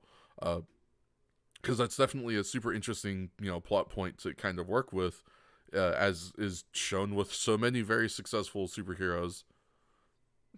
Maybe they just didn't know what to do with it. I can't say it's not a pre-established thing at this point in hero media. By the 70s, it was a very well explored thing within its own genre. So that's what maybe they just didn't think it was that important or something. Maybe, yeah. That is what I wonder. Is it just a aspect of well, superheroes don't have secret identities, right? We gotta have that. But they're just we're not actually gonna do anything with that. I think it's because they never established for either Hayato or Hongo any stakes for the secret identity, and thus it really doesn't matter, so I understand why they put no focus on it. That's very There really isn't any reason for us to worry about either of them being exposed, because the people they're around and love are already constantly in danger from Shocker anyway. It has nothing to do with them being targeted because they're close to Kamen Rider 90% of the time. They just happen to be around the chaos, Or well, and already also Shocker with Shocker. Yeah, right. Shocker already. That is the thing. Is kind of part of the most interesting aspect of the secret identity is that the large reason for the secret identity is so that the loved ones that you care about around you don't get hurt. But by merit of Kamen Rider's creation being specifically at the hands of their enemy, like Shocker already knows that the Kamen Riders are Takeshi Hongo and Ichimonji Hayato. They're like, that's not a secret that you can try to keep from them anymore. So that, that kind of tension of like, I have to make sure that so-and-so doesn't find out that I'm the Kamen Rider so they don't get targeted kind of goes out the window. The other aspects of keeping a secret identity are also kind of out the window in regards to, if not to protect others, usually to protect yourself. Not only does Shocker already know their identities, but also we don't really have any reason to believe that anyone would discriminate against them for any reason. Right. They look like regular people. They can control their strength in a reasonable way and appear to function as normal people. And the general populace doesn't even know about Shocker, so even if it was revealed that these people were turned into cyborgs by Shocker, it's not like a big revelation wherein people would be like, oh no, Hongo or Hayato associate with the big fascists, we don't want to talk to them anymore. It's just, like, not really something they established anything for, and thus there's really no point in addressing it, I guess. Yeah, it's... honestly speaking on this briefly, it makes me really a lot more interested to go check out the Spider-Man adaptation that happens in the 70s, because they did work directly with Marvel on that, and to my understanding Stan Lee even actually went over to Japan to assist with that show.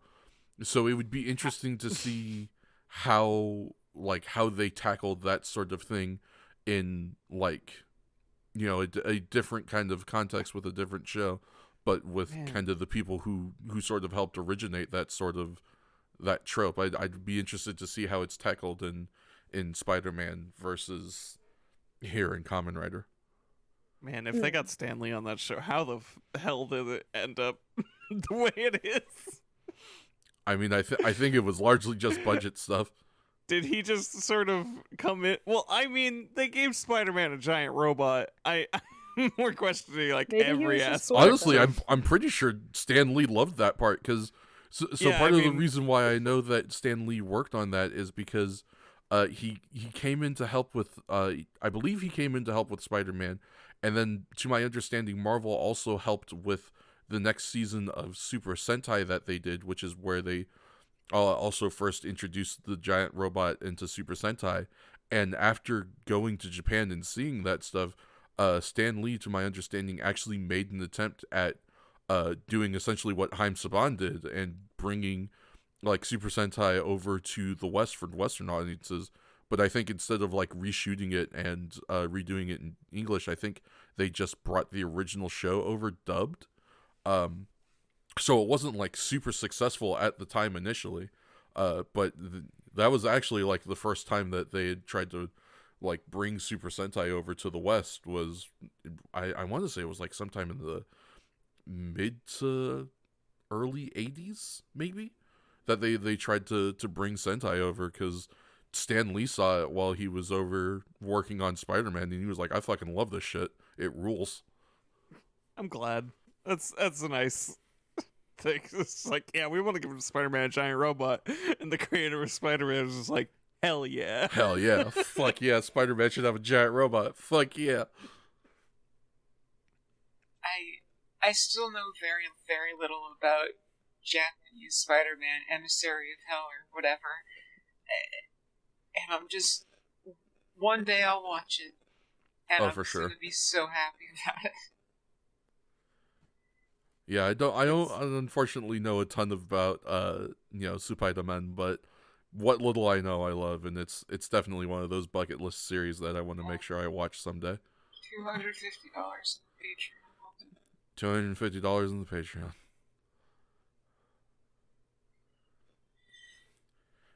Speaking Patreon that isn't made. Yeah, I was gonna say. Exactly. The best kind. Yeah. Don't you love a Patreon that's not made? Additionally, you can donate $250 to us individually, and we'll do nothing. Yeah, that's true. You have that option. Please donate $250 to us so that we will do nothing for you. It'll be a good use of your money, I guess. Sure. Only if you want. It's up to you. Yeah, it's up to you. You want it. Donate it to your podcasters. Give it to your local hub.